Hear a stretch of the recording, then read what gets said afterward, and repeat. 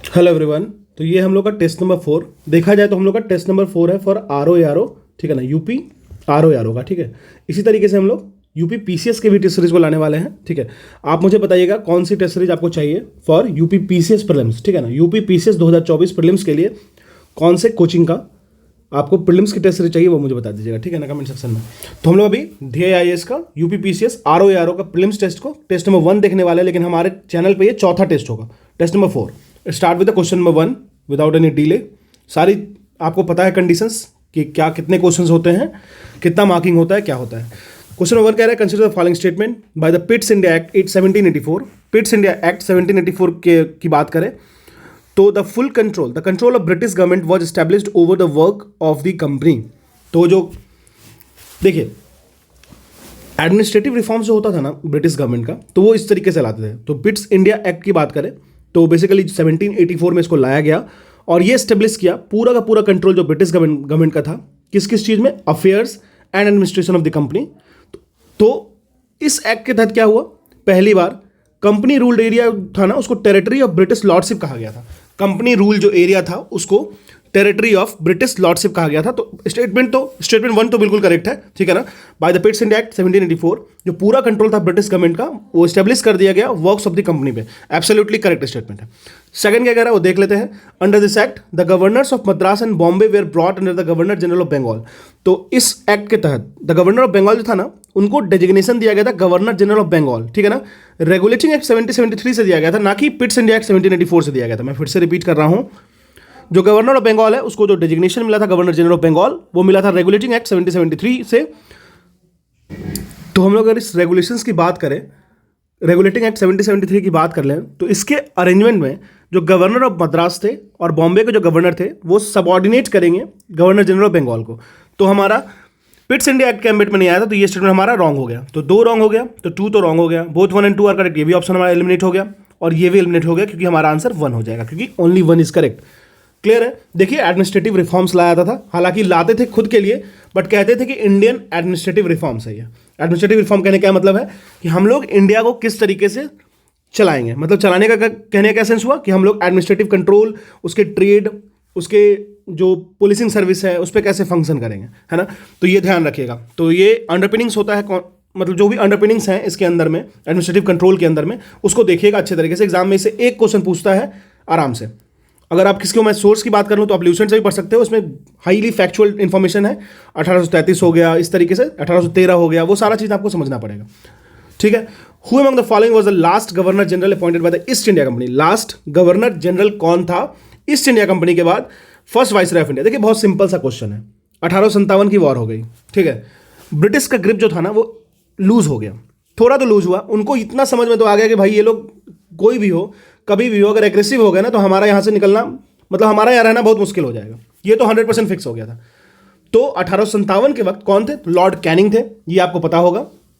जो Lord Canning थे तो लोगों को समझ में आने लगा कि नहीं, अब जो है ना, अब जो ईस्ट इंडिया कंपनी की जो पॉलिसी चल रही है उस पर हमको थोड़ा सा सोचना होगा, हमें फिर से कंपनी को सोचना होगा। तो उन्होंने एक पोस्ट को क्रिएट किया, पोस्ट को ट्रांसलेट किया, गवर्नर जनरल ऑफ इंडिया मतलब वाइसरॉय ऑफ इंडिया को ट्रांसलेट किया गया, ठीक है ना। तो 1858 से लेके 1862 तक आपको पहले वाइसरॉय ऑफ इंडिया कौन बने, पहले viceroy of India Lord Canning थे। देखो मैं आपको एक ट्रिक बताता हूं, अगर आपको ये याद नहीं होता 1857 में कौन थे गवर्नर जनरल ऑफ इंडिया, सीधी सी बात है। देखिए कैनिंग, कैनॉन होता है ना, कैनॉन मतलब क्या, तोप होता है, ठीक है ना, तोप होता है। तोप का मतलब क्या हुआ, जो वॉर में यूज करता था। 1857 की क्रांति थी, ये वॉर होता है, ठीक है ना। अच्छा मुझे कमेंट सेक्शन में बताइए फर्स्ट वॉर ऑफ इंडिपेंडेंस, ठीक है ना, फर्स्ट वॉर ऑफ इंडिपेंडेंस इसको 1857 कहा गया था, किसके द्वारा कहा गया था, ठीक है ना। कौन थे वो प्रोमिनेंट पर्सनालिटी जो कहे थे। एक और क्वेश्चन मैं पूछ लेता हूं, 1857 किन्होंने कहा था कि ये ना ही नेशनलिस्ट मूवमेंट है, ना ही ये किसी एडिटिवली नेशनलिज्म का कोई इफेक्ट है, ये सिर्फ और सिर्फ इंडिविजुअल लड़ा गया एक छोटा छोटा चीज है, ठीक है ना। चलिए स्टार्ट करते हैं क्वेश्चन नंबर 3 से। क्वेश्चन नंबर 3 कह रहा है, देखिए एक इंटरिम गवर्नमेंट बना था, इंटरिम गवर्नमेंट जो कि 2 सितंबर 1946 को बनाया गया था। उनमें ना कुछ मिनिस्टर थे, उनको मिनिस्ट्री दिया गया था, ठीक है ना। इंटरिम था और एक था आपको फाइनल वाला, ठीक है ना। तो इंटरिम को अभी हम लोग समझ लेते हैं। तो इसमें पूछ रहा है कि कौन इसमें से करेक्टली मैच्ड है, कौन इसमें से करेक्टली मैच्ड है। देखिए तो बेसिकली देखिए क्वेश्चन में दे रखा है कि कौन सा ऑप्शन जो हमारा है वो इंटर्म गवर्नमेंट को के लेकर के करेक्टली मैच्ड है, ठीक है ना। तो यहाँ पे स्टेटमेंट रॉन्ग लिख रखा है, इनकरेक्टली मैच्ड पूछना चाहिए था, क्योंकि यहाँ पे इनकरेक्टली दे रखा है। लियाकत अली वो मिला था फिनांस मिनिस्ट्री, जगजीवन राम को लेबर, बलदेव सिंह को डिफेंस। लेकिन जोगेंद्र नाथ मंडल जो थे ना, उनको इंटरिम गवर्नमेंट की बात करें जो सितंबर 2 1946 को फॉर्म किया गया था, जो कि प्रपोजल था कैबिनेट मिशन का 1945 के एम्बिट में, वो आपको जोगेंद्र नाथ मंडल जी को लॉ मिला था, ना कि रेल, ठीक है ना। चलिए तो हम लोग जान लेते हैं मेंबर्स और उनके पोर्टफोलियोज क्या क्या थे। बेसिकली जवाहरलाल नेहरू की बात कर ले तो वाइस प्रेसिडेंट थे काउंसिल के, external affair and Commonwealth relation था, ठीक है। सरदार वल्लभ भाई पटेल की बात कर ले, होम इंफॉर्मेशन एंड ब्रॉडकास्टिंग था। मैं भी बात कर रहा हूँ इंटरिम गवर्नमेंट की, ये ध्यान रखिएगा। डॉक्टर राजेंद्र प्रसाद को फूड एंड एग्रीकल्चर मिला था, डॉक्टर जॉन मथाई को इंडस्ट्रीज एंड सप्लाई मिला था, जगजीवन राम को लेबर था, सरदार बलदेव सिंह को आपको डिफेंस मिला था, बलदेव सिंह डिफेंस।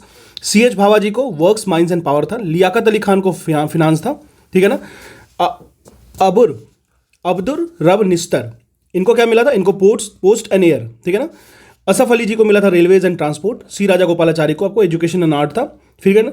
फिर आपको जोगिंदर नाथ मंडल जी को लॉ था, ठीक है ना। फिर जी अली खान जी को हेल्थ मिला था, और जे चुंदीगार जी को कॉमर्स मिला था। तो याद रखिएगा यहाँ पे इनकरेक्ट पूछना चाहिए था, आंसर हमारा बी हो जाएगा। चलिए क्वेश्चन नंबर 4 क्या कह रहा है, which of the following constitutional amendment is are related with 8th schedule. 8वें शेड्यूल से कौन सा कॉन्स्टिट्यूशनल अमेंडमेंट रिलेटेड है, ठीक है ना। तो देखिए 8वें शेड्यूल से अगर हम लोग बात करें तो 21 कॉन्स्टिट्यूशनल अमेंडमेंट एक्ट 1976 रिलेटेड है, 71 कॉन्स्टिट्यूशनल अमेंडमेंट एक्ट 1992 रिलेटेड है, और 92 कॉन्स्टिट्यूशनल अमेंडमेंट एक्ट 2003 रिलेटेड है, ठीक है ना। अब देखो अगर आपको ये याद नहीं होना तो आप इसको अपने शॉर्ट नोट्स में डाल लेना, क्योंकि ये चीज़ों को आप बहुत जगह यूज कर सकते हो, ठीक है ना। तो हम लोग बात करें तो चलिए अगर हम लोग बात करें 21 constitutional amendment act, 71 constitutional amendment act and 92 constitutional amendment act की, तो ये तीनों को तीनों आपको कॉन्स्टिट्यूशनल अमेंडमेंट जो है वो 8th शेड्यूल से 8वें शेड्यूल से रिलेटेड है, ठीक है ना। तो यहाँ हमारा आंसर तो डी हो जाएगा, लेकिन हम लोग इसके एक्सप्लेनेशंस को समझ लेते हैं। बेसिकली अगर हम लोग बात करें तो 14 लैंग्वेज थे हमारे शेड्यूल में, ओरिजिनल इंडियन कॉन्स्टिट्यूशन में 14 लैंग्वेजेस मेंशन थी, सिंधी को ऐड किया गया 8th शेड्यूल में 21 कॉन्स्टिट्यूशनल अमेंडमेंट एक्ट से, ठीक है। तो यहाँ पे ऐड किया गया सिंधी को, ठीक है। चलिए उसके बाद अगर हम लोग बात करें फिर कोंकणी, मणिपुरी और नेपाली को ऐड किया गया 71 कॉन्स्टिट्यूशनल अमेंडमेंट एक्ट 1992 में, बोडो, डोंगरी और संथाली लैंग्वेज को ऐड किया गया 92 कॉन्स्टिट्यूशनल अमेंडमेंट एक्ट 2003 से। तो अभी हम लोग प्रेजेंट की बात कर लेते हैं। टोटल 22 लैंग्वेज लिस्टेड है 8th शेड्यूल में। मैं फिर से रिपीट कर दे रहा हूँ, 21st, 71st और 92 कॉन्स्टिट्यूशनल अमेंडमेंट एक्ट जो है, जो अमेंडमेंट है वो आपको रिलेटेड है लैंग्वेज इनकल्सन से 8th शेड्यूल में। 8th शेड्यूल में ओरिजिनली 14 लैंग्वेज थी हमारे इंडियन कॉन्स्टिट्यूशन में, सिंधी को ऐड किया गया आपको 8th शेड्यूल में by 21st constitutional amendment act 1976। Konkani, Manipuri और नेपाली को ऐड किया गया 71 constitutional amendment act 1992। Bodo, Dogri और संथाली को रिसेंट में 92 कॉन्स्टिट्यूशनल अमेंडमेंट एक्ट 2003 में ऐड किया गया। एट प्रेजेंट 22 लैंग्वेज लिस्टेड है 8th शेड्यूल में। ये बहुत इंपॉर्टेंट क्वेश्चन है, अगर आपको याद नहीं होता इन चीज़ों को तो आप एक शॉर्ट नोट्स में इसको डाल लो। चलिए मूव करते हैं हमारे क्वेश्चन नंबर 5 की तरफ। Which of the following procedures describes the Indian constitution has not been adopted from the constitution of Ireland. Which of the following procedures describe करता है कि Indian constitution has not been adopted from the constitution of Ireland, ठीक है ना। इसमें से कौन ऐसा है जो आयरलैंड के कॉन्स्टिट्यूशन से नहीं लिया गया है, ठीक है ना, ये हमको बताना है। तो बेसिकली अगर हम लोग गवर्नमेंट ऑफ इंडिया एक्ट 1935 की बात करें ना, तो उसका बहुत ही ज़्यादा इंपैक्ट रहा है हमारे इंडियन कॉन्स्टिट्यूशन में। 1935 गवर्नमेंट ऑफ इंडिया एक्ट 1935 को एक मिनी कॉन्स्टिट्यूशन भी कह सकते हो आप, तो एक ग्रेटेस्ट इंपैक्ट रहा है इंडियन कॉन्स्टिट्यूशन पे। इसके साथ साथ बहुत सारे असिस्टेंट लिया गया, बहुत सारे डिफरेंट कंट्रीज से लिया गया, और एक कहते हैं ना लोग, मतलब बहुत बार कंट्रोवर्सी उठा था कि वाई इंडियन कॉन्स्टिट्यूशन हमेशा हर जगह से क्यों चीज़ों को लेता है। तो इस पर आप एक चीज़, अगर ये मेंस का क्वेश्चन बनता है कि वॉज हम लोग उतने ज़्यादा सफिशिएंट नहीं थे क्या, जो हम लोग किसी और हर कंट्री से कुछ ना कुछ चीज़ों को उठाना पड़ा है। तो उसका सिंपल सा एक्सप्लेनेशन था, किसी जज ने दिया था कि देखो अगर अच्छाई है तो आप उसको उठा सकते हो, उसको अच्छे तरीके से यूज़ भी कर सकते हो। किसी भी चीज़ की अगर अच्छाई को आप उठा के यूज़ करते हो तो उसकी कोई क्रिटिसिज्म नहीं होती है, ठीक है ना। आप यूज़ करो, अगर कोई अगर आपसे अच्छा कर लिया है, कोई कंट्री है जो आपसे अच्छा कॉन्स्टिट्यूशन में चीज़ों को इनकलकेट कर चुका है, तो आप उसको प्रॉपर यूज़ करो, आराम से लो, यूज़ करो, कोई रेस्ट्रिक्शंस नहीं है, कॉपीराइटेड नहीं है, ठीक है ना। तो आप आराम से यूज़ कर सकते हो अगर आपके कंट्री के लिए वो वायबल है तो, है ना। तो चलिए, तो यहाँ पे अगर हम लोग बात करें तो जो process of constitutional amendment and election of Rajya Sabha है ना, वो आपको कॉन्स्टिट्यूशन ऑफ साउथ अफ्रीका से लिया गया है। तो election of member of Rajya Sabha, तो हमारा ए हो जाएगा, ये आपको साउथ अफ्रीका से लिया गया है, ये बात को ध्यान रखिएगा। और बाकी सारे जो ऑप्शंस हैं वो आपको, जैसे nomination of member of Rajya Sabha, electoral system of president, DPSP को लिया गया आयरलैंड से, ये तीनों को आयरलैंड से लिया गया है। Election of member of Rajya Sabha जो है उसको आपको लिया गया है, election of member of Rajya Sabha उसको आपको अडॉप्ट किया गया है from the constitution of south Africa. बहुत ही बेहतरीन question, last 2 question were very good. Now चलो मूव करते हैं क्वेश्चन 6 पे। कह रहा है which of the following settlement of Harappan period was situated on the bank of river Sutlej. Sutlej के बैंक पे कौन सा सिचुएटेड है, तो वो कौन सा, रोपर था। रोपर कहाँ पे है, कमेंट सेक्शन में बता देना। लेकिन बेसिकली अगर हम लोग रोपर की बात करें तो ये आपको बैंक ऑफ सतलज रिवर पे हड़प्पन सिविलाइजेशन यहाँ पे सेटअप था, ठीक है। अगर हम लोग रवि रिवर की बात कर ले, जिसको आप पुरुषनी भी कहते हो लिटरल ओल्ड नेम में, तो ये हड़प्पा रवि के किनारे बसा हुआ था। कालीबंगन की बात कर लेते हैं, वो घग्गर के किनारे बसा हुआ था। लोथल की बात कर लेते हैं, लोथल तो ये भोगवा रिवर के किनारे बसा हुआ था। साथ में ही लोथल में आपको राइस भी देखने को मिला है, ठीक है। चलिए, डॉकयार्ड भी है लोथल का, पता होगा, बहुत ही सिंपल। कालीबंगन में चूड़ियां भी मिली हैं, ठीक है। चलिए क्वेश्चन नंबर 7 में मूव करते हैं। कह रहा था expansion of the Indus valley civilization was not at the bank of which of the following river. कौन से रिवर पे एक्सपेंशन नहीं था इंडस वैली सिविलाइजेशन का, तो सिंपल सा क्वेश्चन है, गंगा पे नहीं था, चेनाब पे था, झेलम पे था, इंडस पे था। क्लियर है। तो एक्सपेंशन जो इंडस वैली सिविलाइजेशन का था वो गंगा पे नहीं था। इंडस वैली सिविलाइजेशन की अगर हम माने तो वो एक्सटेंडेड था आपको eastern bank of Jhelum river से, north of the bank of Hindon river, आपको पता होगा जो ट्रिब्यूटरी है यमुना की, ठीक है ना, साउथ में। चलिए आगे बढ़ते हैं क्वेश्चन नंबर 8 पे। कह रहा है अकॉर्डिंग टू आर्टिकल 324, धारा 324 के तहत विच of the following election is not conducted by the election commission of India. Article 324 के तहत कौन सा ऐसा इलेक्शन है जो कंडक्ट नहीं किया जाता है इलेक्शन कमीशन ऑफ इंडिया के द्वारा। बहुत ही बेहतरीन क्वेश्चन है। पंचायत एंड म्युनिसिपल, अगर हम लोग आर्टिकल 324 की बात करें तो इलेक्शन कमीशन ऑफ इंडिया जो है ना वो रिस्पॉन्सिबल है कहाँ पे इलेक्शन, पहले वो समझते हैं, उसके बाद समझेंगे किस पे नहीं है। Parliament election, state legislature and post of president and vice president. Let me repeat it again, parliamentary elections, state legislature for the end post of president and vice president के लिए फुल्ली रिस्पॉन्सिबल है। State election commission होता है, state election commission, वो आपको responsible है election in panchayat and municipal corporation में, corporations में, ठीक है ना। तो याद रखिएगा स्टेट इलेक्शन कमीशन, हमारा आंसर ये हो जाएगा। बहुत ही अच्छा क्वेश्चन डिजाइन है। चलिए आर्टिकल और प्रोविजंस को समझते हैं। 371 से दे रखा है, 371 आई से 371 डी, IHGD, तो हम लोग समझते हैं बेसिकली कुछ स्पेशल प्रोविजंस थे हमारे स्टेट के केस में। तो 371 आई की बात कर लेते हैं। तो देखिए 371 आई जो है स्पेशल प्रोविजन है गोवा के लिए, करेक्ट स्टेटमेंट है। H जो है वो अरुणाचल के लिए है, G जो है मिजोरम के लिए है, D जो है वो आंध्र प्रदेश के लिए है। तो चारों आपको करेक्टली इसी मैनर में करेक्ट है, तो आंसर ये हो जाएगा। अगर आपको ये याद नहीं है 370 आई जो स्पेशल प्रोविजंस एक्ट की बात कर रहे हैं, तो आपको ये पता होना चाहिए कि आखिर ये 371 जो है स्पेशल प्रोविजन की बात करता है। उसके साथ साथ आप थोड़ा बहुत ध्यान रख लोगे तो आपके लिए एक अच्छा पॉजिटिव पॉइंट हो जाएगा। चलिए नेक्स्ट क्वेश्चन में मूव करते हैं। कह रहा है consider the following statement, consider the following statement, the vice president is the x officio chairman, ठीक है। तो वाइस प्रेसिडेंट होते हैं वो एक्स ऑफिशियो चेयरमैन होते हैं राज्यसभा के, बिल्कुल करेक्ट स्टेटमेंट है, ठीक है ना। जो ex officio by default chairman होंगे राज्यसभा के। अब कह रहा है कि एक्स ऑफिशियो का मतलब क्या हो गया, एक तो वो वाइस प्रेसिडेंट के पोस्ट पे हैं, साथ साथ में वो चेयरमैन के भी पोस्ट पे रहेंगे, ठीक है ना। The vice president is not a member of Rajya Sabha, vice president जो होते हैं वो मेंबर ऑफ राज्यसभा नहीं होते हैं, ठीक है ना। तो ये भी करेक्ट स्टेटमेंट है, वो मेंबर नहीं होते, वो राज्यसभा के मेंबर नहीं होते, एक्स ऑफिशियो चेयरमैन होते हैं राज्यसभा के, ठीक है ना। जो वाइस प्रेसिडेंट होते हैं can work as an acting president for maximum period of 6 month, एकदम करेक्ट स्टेटमेंट है।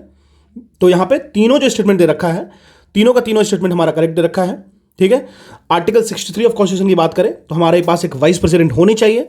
जो प्रोविजंस होते हैं regarding the office of vice president in India, वो आपको अडॉप्ट कहाँ से किया गया है, वाइस प्रेसिडेंट की ऑफिस की प्रोविजंस आपको कहाँ से लिया गया है, यूएस के कॉन्स्टिट्यूशन से लिया गया है, ठीक है ना, यूनाइटेड स्टेट के कॉन्स्टिट्यूशन से लिया गया है। तो यहाँ पे तीनों करेक्ट हो जाएगा। मतलब अगर मान लीजिए प्रेसिडेंट अगर नहीं है किसी कारणवश, या तो उनकी कुछ भी इश्यूज आ गई हैं, डेथ हो गया है, तो फिर अगर उनको चुनने से पहले तो मैक्सिमम ऑफ 6 मंथ के पीरियड के लिए वो बन सकते हैं प्रेसिडेंट के पोस्ट पे, एक्टिंग प्रेसिडेंट की तरह काम कर सकते हैं। बेहतरीन। चलिए क्वेश्चन नंबर 11 मूव करते हैं। कहता है consider the following statement, article,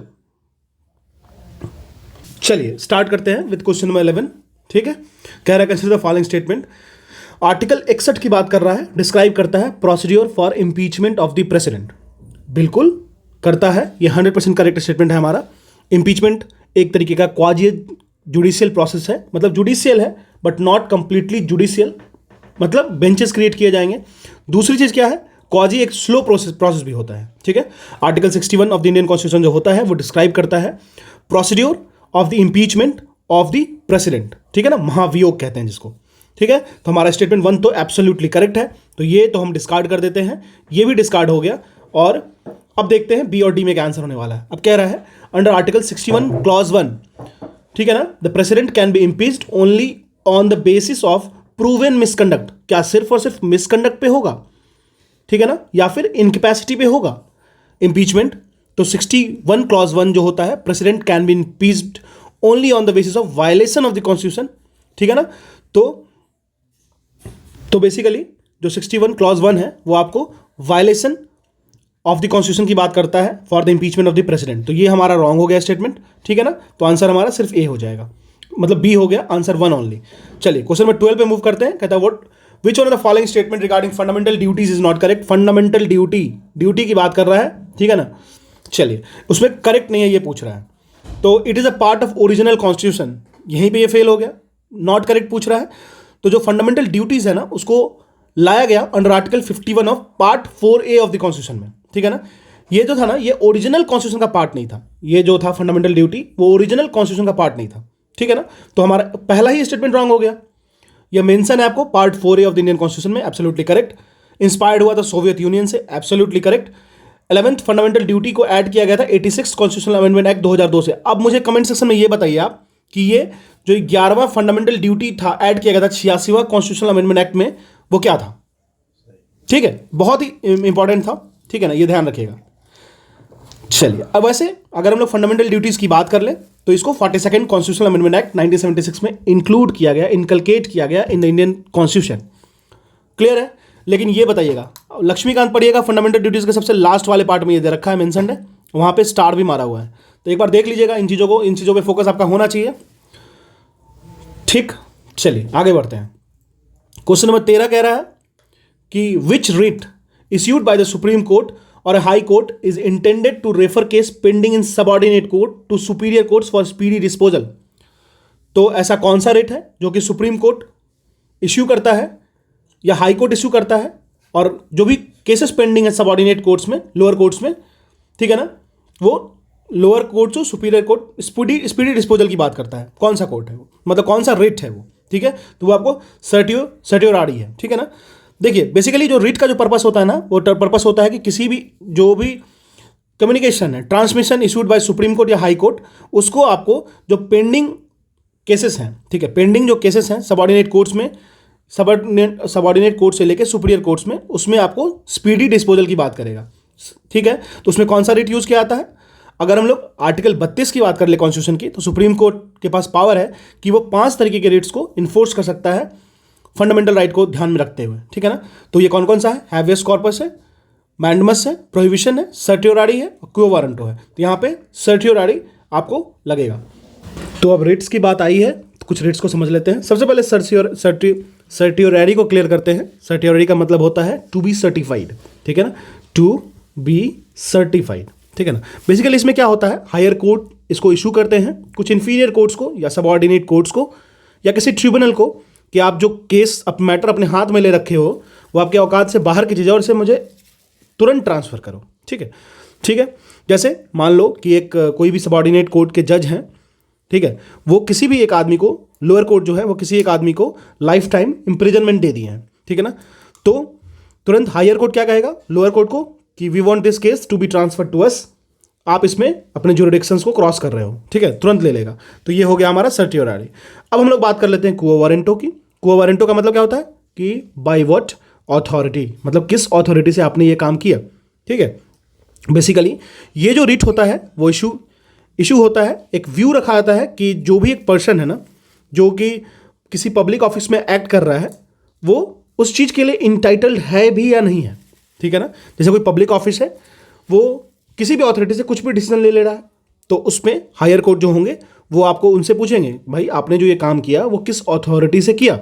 जैसे मान लीजिए दिल्ली डेवलपमेंट अथॉरिटी है, ठीक है ना, वो क्या किया, मान लीजिए एक मॉन्यूमेंट है उसको गिरा दिया, बोला कि ये जगह हमको चाहिए डीडीए की फ्लैट बनाने के लिए, तो फटाक से ये जाएगा, पूछेगा under what authority you have done this, have you asked about the monument archaeological survey of India, have you asked about this the historical aspect, have you concluded your decision by taking this, और किस authority से आपने इस decision को लिया है। ठीक है, तो चलिए, तो इस रूट में क्या होता है, बेसिकली जो कंसर्न पर्सन होते हैं उनको एक्सप्लेन करना पड़ता है कोर्ट को कि वो किस अथॉरिटी से उस ऑफिस को होल्ड कर रहे हैं और उस ऑफिस से उन्होंने इस डिसीजन को पारित किया है। चलिए, अगर हम लोग बात कर लेते हैं प्रोहिबिशन की, प्रोहिबिशन का मतलब क्या होता है, टू फॉरबिड, मतलब यह इशू किया जाता है हायर कोर्ट के द्वारा कि लोअर कोर्ट और या ट्रिब्यूनल को रोकने के लिए कि वो अपने ज्यूरिडिक्शंस को क्रॉस ना करे, मतलब पहले ही रोक दो।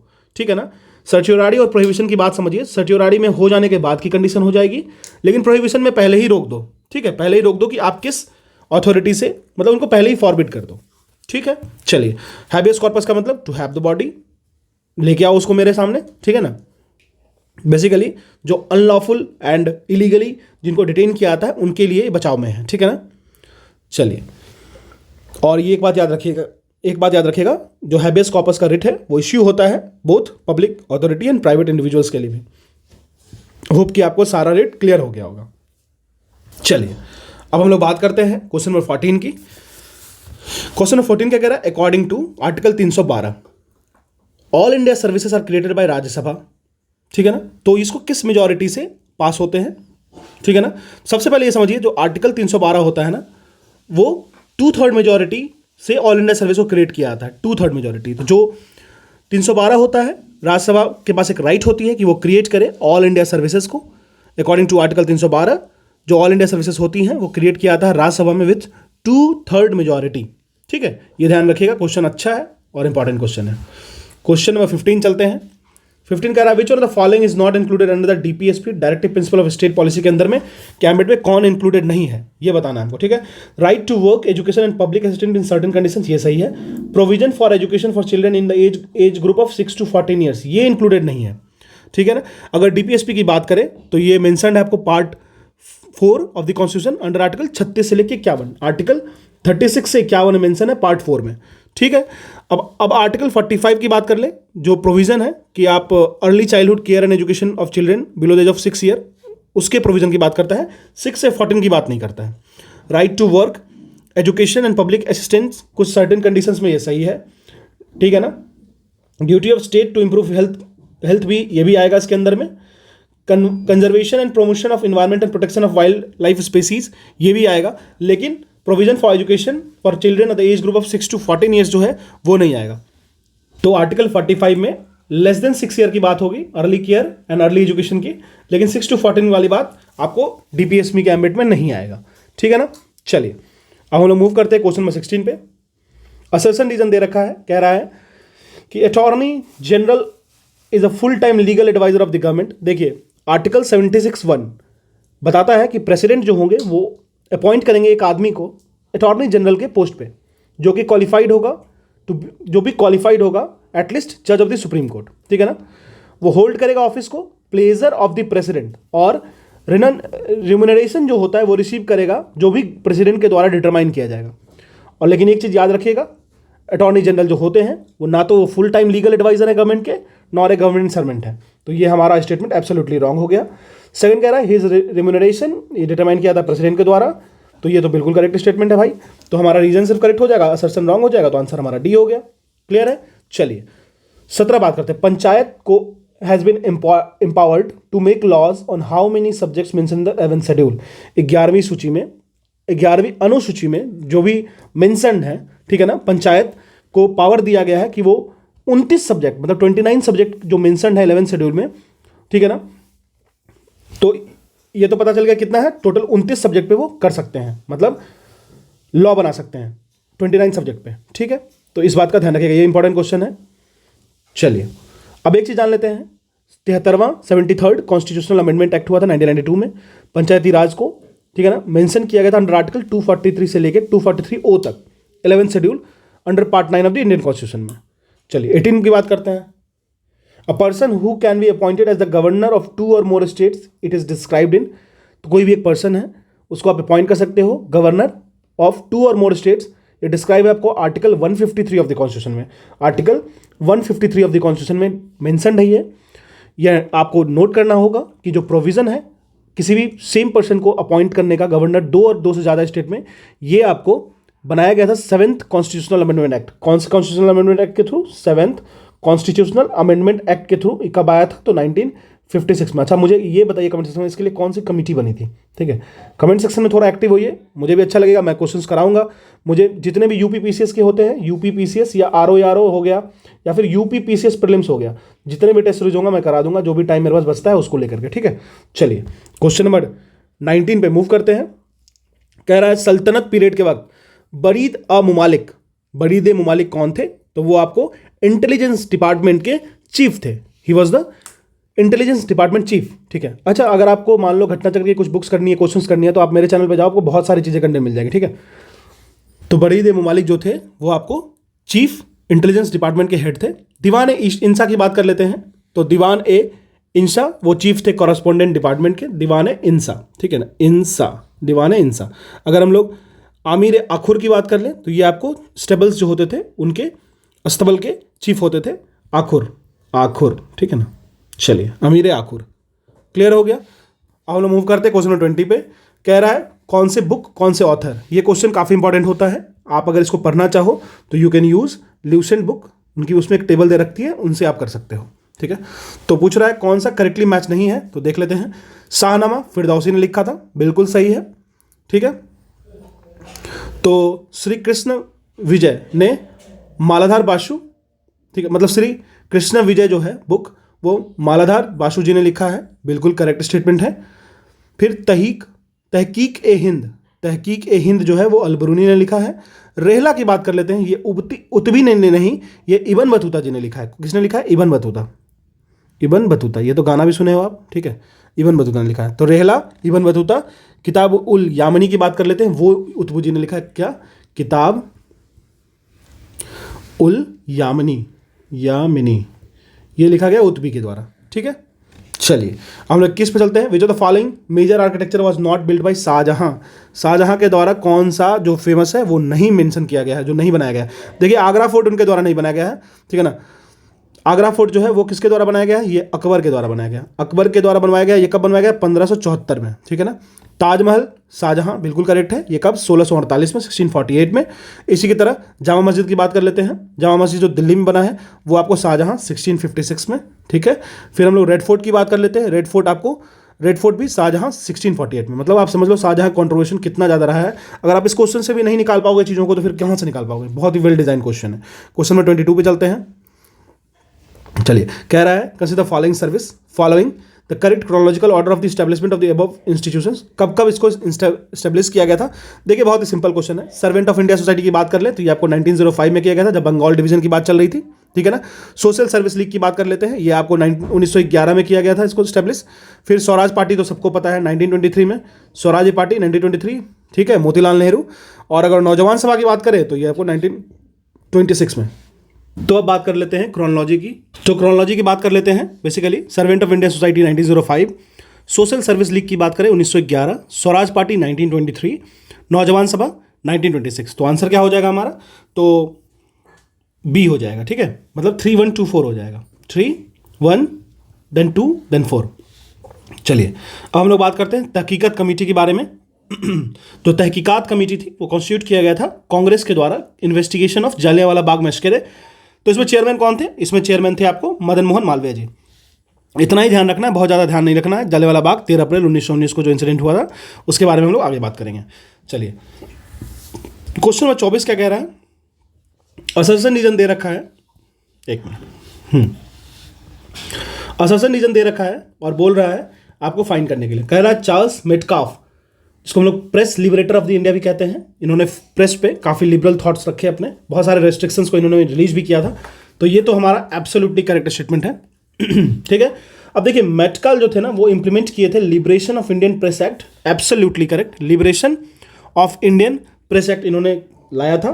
तो यही एक रीजन था, ये भी एक रीजन था जिसमें हम लोग उनको liberator of the press freedom of India कहते हैं। तो एब्सोल्युटली करेक्ट हमारा ये हो जाएगा answer. Assertion is true, reason is also true and reason is prompting the supporting the assertion part. चलिए क्वेश्चन नंबर 25 की बात कर लेते हैं। 25 की बात करते हैं। पेपर मैगजीन दे रखा है और उसके राइटर और एडिटर का बात दे रखा है। बहुत ही इंपॉर्टेंट क्वेश्चंस में आता है। पेपर हो गया, सोशल ग्रुप्स हो गए, फिर रिवोल्यूशनरी ग्रुप्स हो गए, तो ये सारी चीज़ें आपको, फिर नेशनल के इंडियन नेशनल कांग्रेस के जो ब्रांचेस हुए, ठीक है ना, उस पर भी ध्यान रखिएगा।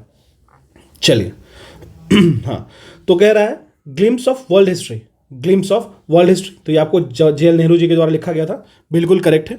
एक minute, glimpses of world history ना, हाँ ठीक है, चलो JL नेहरू।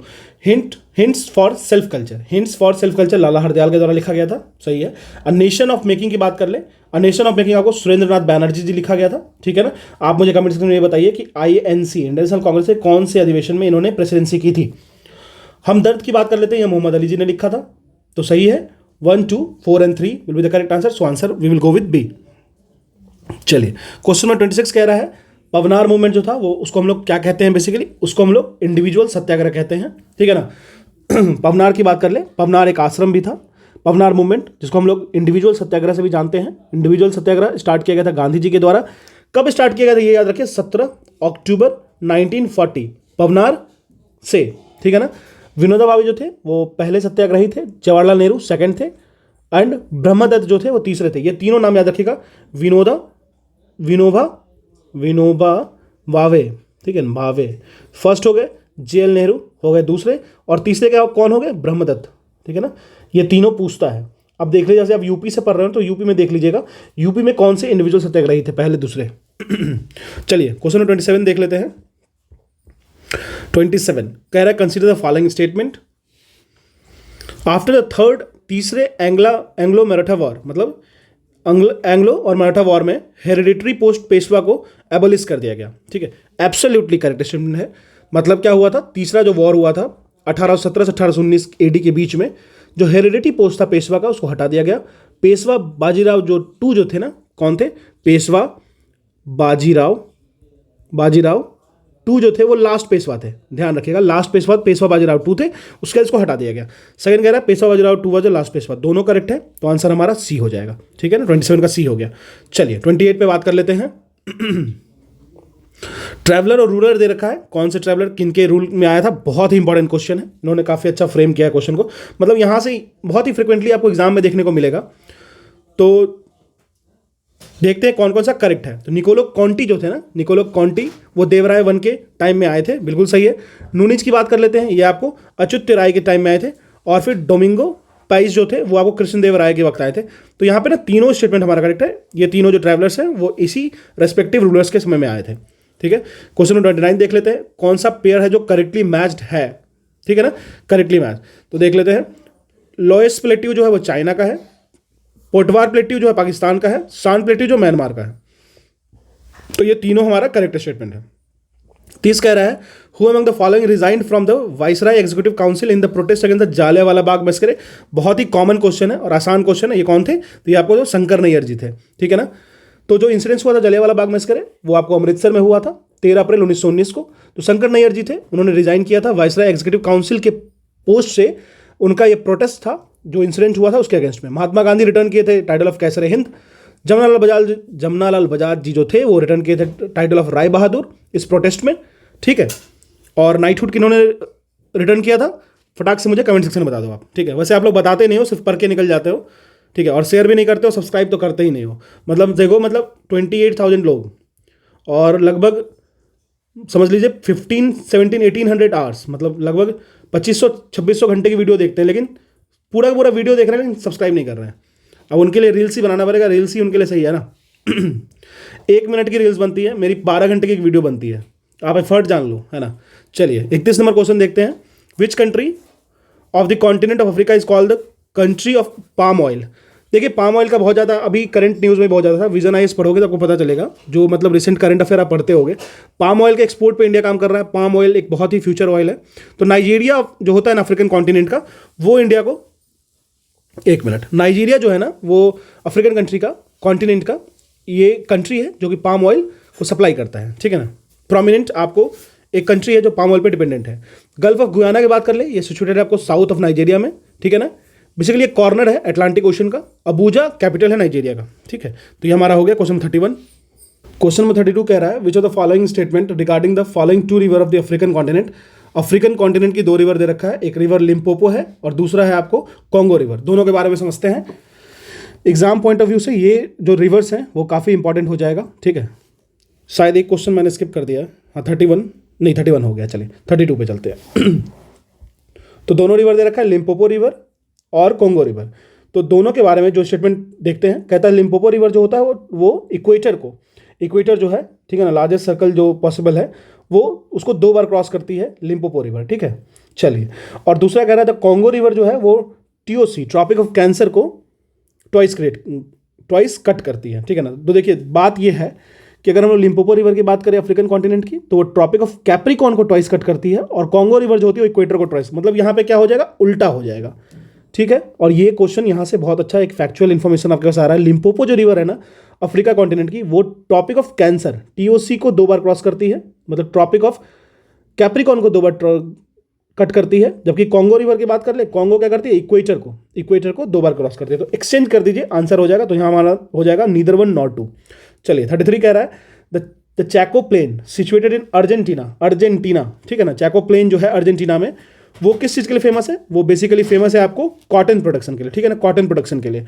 तो चैको प्लेन जो है वो जो अर्जेंटीना में सिचुएटेड है वो बेसिकली फेमस है कॉटन प्रोडक्शन के लिए। अर्जेंटीना की बात कर लेते हैं तो सेकंड लार्जेस्ट कंट्री है साउथ अमेरिकन कॉन्टिनेंट में। अगर यहाँ पे हम लोग ग्रासलैंड की बात करें, पैम्पास जो कि बहुत ही बेस्ट टेम्परेट ग्रासलैंड होता है वो सिचुएटेड होता है, पैम्पास इज इन अर्जेंटीना। चलिए अच्छा, एक माउंटेन भी है बहुत पॉपुलर, वो बता दीजिएगा कौन सा माउंटेन है वहाँ पे। क्वेश्चन में 34 देख लेते हैं। कहता है southern Alps mountain range is situated in, southern Alps जो माउंटेन रेंज है वो कहाँ सिचुएटेड है, वो आपको न्यूजीलैंड में सिचुएटेड है, ठीक है ना। तो सदर्न आल्प जो माउंटेन रेंज है वो आपको, तो सदर्न अल्प्स जो है ना वो आपको न्यूजीलैंड में है, ये ध्यान रखिएगा। अल्प्स माउंटेन आपको ब्रिटेन फ्रांस वाले रीजन में मिल जाएगा, यूरोपियन रीजन में, लेकिन सदर्न अल्प्स पूछा है तो इस बात का आपको खास ख्याल रखना है। जो सदर्न अल्प्स माउंटेन है, जो रेंजेज है, वो आपको सिचुएटेड है न्यूजीलैंड में, ठीक है ना। अगर हम लोग बात करें तो न्यूजीलैंड को आप लोग ब्रिटेन ऑफ द साउथ भी कहते हैं, ये भी आपको ध्यान रखना चाहिए, ठीक है। चलिए क्वेश्चन में 35 क्या कह रहा है, असर्शन रीजन क्वेश्चन है। कह रहा है temperature anomalies are greater in the northern hemisphere, जो नॉर्थ हेमिस्फीयर है हमारे पूरे अर्थ का, उसमें टेम्परेचर वेरिएशंस, टेम्परेचर चेंजमेंट ज़्यादा दिखता है। सेकंड कह रहा है the northern hemisphere has more water region, जो नदर्न हेमिस्फीयर है उसमें पानी ज़्यादा है। तो आप मुझे बताओ, देखिए नॉर्थ में, तो ये स्टेटमेंट बिल्कुल करेक्ट है कि टेम्परेचर जो चेंज होता है, एनोमलीज होता है, वेरिएबिलिटी होता है, वो आपको नॉर्दर्न हेमिस्फीयर में ज़्यादा है। देखिए नॉर्दर्न हेमिस्फीयर में ना पानी ज़्यादा है, ठीक है ना, वाटर रीजन ज़्यादा है, ठीक है। हालांकि लैंड मास भी ज़्यादा है, लेकिन सदर्न में क्या है कि मैक्सिमम आपको फ्रीज्ड मिलेगा।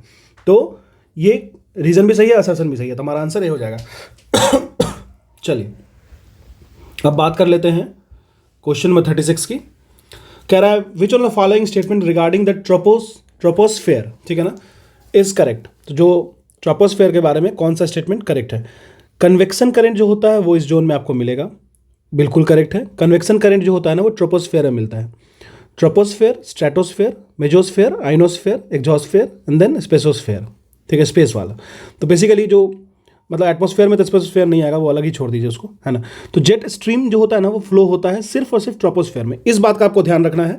जो जेट स्ट्रीम है वो ट्रोपोस्फेयर में ही आपको फ्लो करता है। कन्वेक्शन करंट जो होता है, जो कन्वेक्शन करंट होता है वो आपको इसी जोन में मिलेगा। ट्रोपोस्फेयर की बात कर लेते हैं, ये लोएस्ट लेयर है आपको एटमॉस्फेयर का, ठीक है। आप जानते होंगे I most, MOST, troposphere, stratosphere, फिर ओजोन आता है, फिर मेजोस्फेयर, फिर आइनोस्फेयर आता है, ठीक है। आई मोस्ट से ध्यान रखिएगा, कभी कंफ्यूज नहीं होइएगा। तो सारा करेक्ट है। तो 2-3 चीज़ आपको एकदम चिपका लीजिए दिमाग में। ट्रोपोस्फेयर जो होता है उसमें कन्वेक्शन करंट आपको मिलेगा उसी जोन में। ट्रोपोस्फेयर होता है वो लोएस्ट लेयर होता है एटमॉस्फेयर का, इसको याद रखने की जरूरत नहीं है। जेट स्ट्रीम जो होता है वो फ्लो करता है आपको ट्रोपोस्फेयर में, ठीक है ना। आप मुझे कमेंट सेक्शन में ये बताइए कि कौन से स्फेयर में हम प्लेन उड़ाते हैं, ठीक है ना। चलिए 37 कह रहा है consider the following statement. Coriolis effect जो होता है वो मैक्सिमम होता है इक्वेटर पे, ठीक है, और द इफेक्ट ऑफ कोरियोलिस जो होता है वो 0 होता है पोल पे। देखिए अर्थ के मोशन की वजह से जो इफेक्ट दिखाता है ना मूवमेंट के वजह से, उसी को कोरियोलिस फोर्स कहते हैं, ठीक है ना।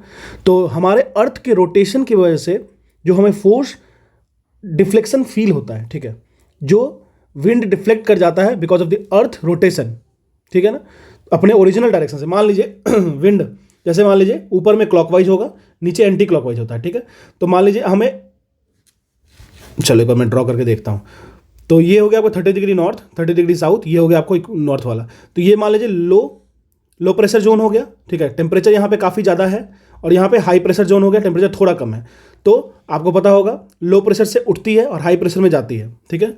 मतलब हाई प्रेशर से उठेगी, लो प्रेशर की तरफ जाएगी। लो प्रेशर का एयर क्या होता है, वो ऊपर की तरफ भागेगा और नीचे वैकेंट होगा, तो हाई प्रेशर वाले उधर मूव करेंगे। तो एक्चुअल मूवमेंट तो आपको ऐसा होना चाहिए था, लेकिन कोरियोलिस की वजह से क्या होता है, कोरियोलिस की वजह से ऐसा होता है, ठीक है ना, चेंज हो जाता है उस मोशन की वजह से, मतलब उस मोशन में, ठीक है। तो एक्चुअल रेफरल चेंज जो होता है कोरियोलिस की वजह से, वो क्यों होता है, क्योंकि अर्थ जो है ना हमारी रोटेट कर रही है, ठीक है ना। जो इफेक्ट ऑफ कोरियोलिस होता है वो 0 होता है पोल पे, और कोरियोलिस फोर्स मैक्सिमम होता है इक्वेटर पे, क्योंकि रोटेशन जो होता है ना वो आपको ज़्यादा आपको इफेक्ट उसका फील होगा रेडियाई जहाँ पे जिसकी ज़्यादा होगी। रेडियाई कहाँ पे ज़्यादा है, तो आपको सेंटर ऑफ मास बीच में और इक्वेटर पे ज़्यादा फील होगा ये। तो यहाँ पे दोनों स्टेटमेंट करेक्ट है, तो इसमें सोचना नहीं है, आंसर ये हो जाएगा। 38 की बात कर लेते हैं। कह रहा है गिवन 2 स्टेटमेंट है, असर्शन रीजन क्वेश्चन है। इसमें चिनुक, जिसको हम लोग आइस ईटर भी कहते हैं, बिल्कुल करेक्ट है। चिनुक जब ब्लो करता है ना, तो बेसिकली ये आइस को ईट करता है। आइस को ईट करने का मतलब होता है जो भी स्नो है ना वो मेल्ट होना शुरू होते हैं धीरे धीरे विंटर के समय में, ठीक है ना। जब आइस मेल्ट होता है तो धीरे धीरे वेजिटेशन वहाँ दिखना शुरू होता है, ठीक है। तो ये करेक्ट है। ये जो विंड है वो आपको पास्चरल यूजफुल है एनिमल के लिए, बिल्कुल। जैसे जैसे स्नो मेल्ट होगा, वेजिटेशन आएगा तो पास्चर करेंगे, ग्रासेस आएंगे तो एनिमल्स के लिए वो यूजफुल हो जाएगा, ठीक है। तो ये बिल्कुल करेक्ट है। तो दोनों स्टेटमेंट करेक्ट है और असर्शन रीजन को सेटिस्फाई भी कर रहा है, तो हमारा आंसर हो जाएगा ए, ठीक है। आप मुझे कमेंट सेक्शन में बताओ चिनुक जो है वो कहाँ फ्लो करता है। मैं देता हूँ आपको साउथ अमेरिका, नॉर्थ अमेरिका और यूरोप कहाँ फ्लो करता है ये बता दीजिए। क्वेश्चन 39 कह रहा है विच one of the following Himalayan reason lies between the Indus and Sutlej. Indus और सतलज के बीच में कौन सा हिमालयन रीजन है, तो वो आपको पंजाब हिमालय है, ठीक है ना। सतलज और इंडस तो आपको पता होगा। अब एक चीज़ मैं आपको बताता हूँ, अगर आपको जियोग्राफी पढ़ना है ना, इंडियन जियोग्राफी, तो उसकी कंप्लीट घटना चक्र विद प्रॉपर एक्सप्लेनेशन डली हुई है। आपको लगभग 20 आवर की वीडियो मिल जाएगी, 2 वीडियो सेगमेंट में मैंने डाला है, तो उससे आप बेनिफिट ले सकते हो।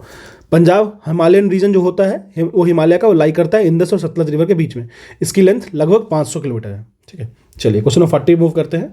कह रहा है अनाईमुडी हाईएस्ट पीक है साउथ इंडिया का, वो कहाँ सिचुएटेड है। अनाईमुडी जो हाईएस्ट पीक है साउथ इंडिया का, वो आपको अनाईमलाई हिल पे सिचुएटेड है। इसकी जो हाइट है वो लगभग 2695 मीटर है, ठीक है। दोदा बेट्टा की बात कर ले तो अनाईमलाई तो हो गया हमारा, ठीक है ना, मतलब अनाईमुदी जो हो गया अनाईमलाई पे है। अगर दोदा बेट्टा की बात कर लेते हैं तो दोदा बेट्टा जो है उसकी हाइट है 2637 मीटर लगभग, ठीक है ना। ये हाईएस्ट पीक है पूरे नीलगिरी हिल का, ठीक है। चलिए 41 कह रहा है which 2 countries of Europe together are called Iberia. Iberia 2 countries को मिला कहते हैं। कौन कौन सी कंट्री है, वो है Spain and Portugal. Spain and Portugal जो है वो 2 कंट्रीज हैं यूरोप का, जिसको अगर हम जोड़ते हैं साथ में तो आइबेरिया कहते हैं। जैसे साइबेरियन कहते हैं वैसे आइबेरिया कहते हैं। यह जो है ना लार्जेस्ट पेनिनसुलाज है कॉन्टिनेंट का, यूरोप लार्जेस्ट पेनिनसुला जो यूरोप का है, जैसे स्कैंडिनेवियन हो गया, उसमें आइबेरिया भी आता है सेकंड में, फिर बाल्कान्स आता है और पेनिनस आता है, ठीक है। चलिए 42 नंबर देख रहे हैं, rights related to the protection and security of interest of minorities. तो किसमें मेंशन्ड है, वो आपको मेंशन्ड है आर्टिकल 29 में। जो भी प्रोटेक्शन एंड सिक्योरिटी होगा माइनॉरिटीज के इंटरेस्ट में, वो मेंशन है आपको आर्टिकल 29 ऑफ द कॉन्स्टिट्यूशन, ठीक है ना। आर्टिकल 30 की बात कर लेते हैं। बेसिकली माइनॉरिटी क्लासेस को राइट दिया हुआ है कि वो एडमिनिस्ट्रेटिव एजुकेशनल इंस्टीट्यूशन को वो सेट कर सकते हैं, जैसे मदरसाज हो गया। चलिए 43 कह लेते हैं गिवन 2 असर्शन रीजन दे रखा है। Comptroller and auditor general can be remove by the president, ठीक है। कैग जो होता है वो असर्शन, मतलब कैग जो होता है वो रिमूव किया जा सकता है प्रेसिडेंट पे किसी भी टाइम में, ठीक है। तो देखिए सेकंड कह रहा है तो कैग होता है वो is appointed by the president. तो देखिए अपॉइंटमेंट तो 100% प्रेसिडेंट से होता है कैग का, comptroller and auditor general of India का, under article 148 in Indian constitution, जिसको अपॉइंट किया जाता है प्रेसिडेंट के द्वारा। Although he is appointed by the president, but क्या होता है कि उसको रिमूव किया जाता है उसके मिसकंडक्ट पे या इनएफिशिएंसी पे, लेकिन ये मोशन जो है ना वो दोनों हाउसेस में पास होता है पार्लियामेंट के। तो motion passes in the both the houses of Lok Sabha plus Rajya Sabha, ठीक है, और उनके इनएफिशिएंसी या फिर मिसकंडक्ट पे होता है, लेकिन ये पार्लियामेंट पास करता है, ठीक है ना। चलिए जैसे कि सुप्रीम कोर्ट के जज रिमूव किए जाते हैं उस तरीके से आपको कैग किए जाते हैं, ठीक है ना। एक टेबल बना लीजिएगा, कैग हो गया, फिर जैसे डिफरेंट है, अटॉर्नी जनरल हो गया, उनके बारे में, उनके रिमूवल का, उनके अपॉइंटमेंट का पूरा सेट रखिएगा, क्योंकि एग्जाम में आपको मदद करेगा। क्वेश्चन नंबर 44 पे मूव करते हैं। 44 कह रहा है स्टेटमेंट है टू बिकम ए जज of the supreme court the minimum age limit has not been fixed. तो बेसिकली अगर हम लोग बात करें तो कोई भी फिक्स्ड एज नहीं है, ठीक है, कोई भी फिक्स्ड एज नहीं है, लेकिन फिर भी देखा जाता है सुप्रीम कोर्ट के जज बनने के लिए चुना जाता है एक्सपीरियंस लोगों को, तो एज उनका कुछ लिमिट आगे ही हो जाता है। तो ये तो एब्सोल्युटली करेक्ट है। कह रहा है आफ्टर रिटायरमेंट द जज of the supreme court can not do practice in any court of India. Absolutely correct statement है। वैसे भी वो क्यों करेंगे, सुप्रीम कोर्ट के जज हैं तो वो क्यों आखिर किसी कोर्ट में जाके करेंगे ना। दोनों स्टेटमेंट करेक्ट है, आंसर हमारा सी हो जाएगा। ठीक है, तो बेसिकली जो सैलरीज होते हैं, अलाउंसेस होते हैं या पेंशंस होते हैं जजेस के सुप्रीम कोर्ट ऑफ इंडिया के, वो चार्ज किया जाता है कहाँ से, ये भी जान लीजिए, कॉन्सोलिडेटेड फंड ऑफ इंडिया से। चलिए क्वेश्चन नंबर 45 की बात कर लेते हैं। Under which article of the constitution of the national interstate council, national interstate council को डिस्क्राइब किया गया है किस कॉन्स्टिट्यूशन के किस आर्टिकल से, तो बेसिकली इसको किया गया है आपको आर्टिकल 263 से। Constitution of the national interstate council describe किया गया under article 263 of the Indian constitution. इसका जो मेन फंक्शन है काउंसिल का कि वो एस्टेब्लिश करेगा कोऑर्डिनेशन बिटवीन सेंटर और स्टेट के बीच का, ठीक है ना, फेडरल स्ट्रक्चर को कोऑर्डिनेट करेगा, सेंटर और स्टेट के बीच में कोऑर्डिनेशन को चेक करेगा, ठीक है ना।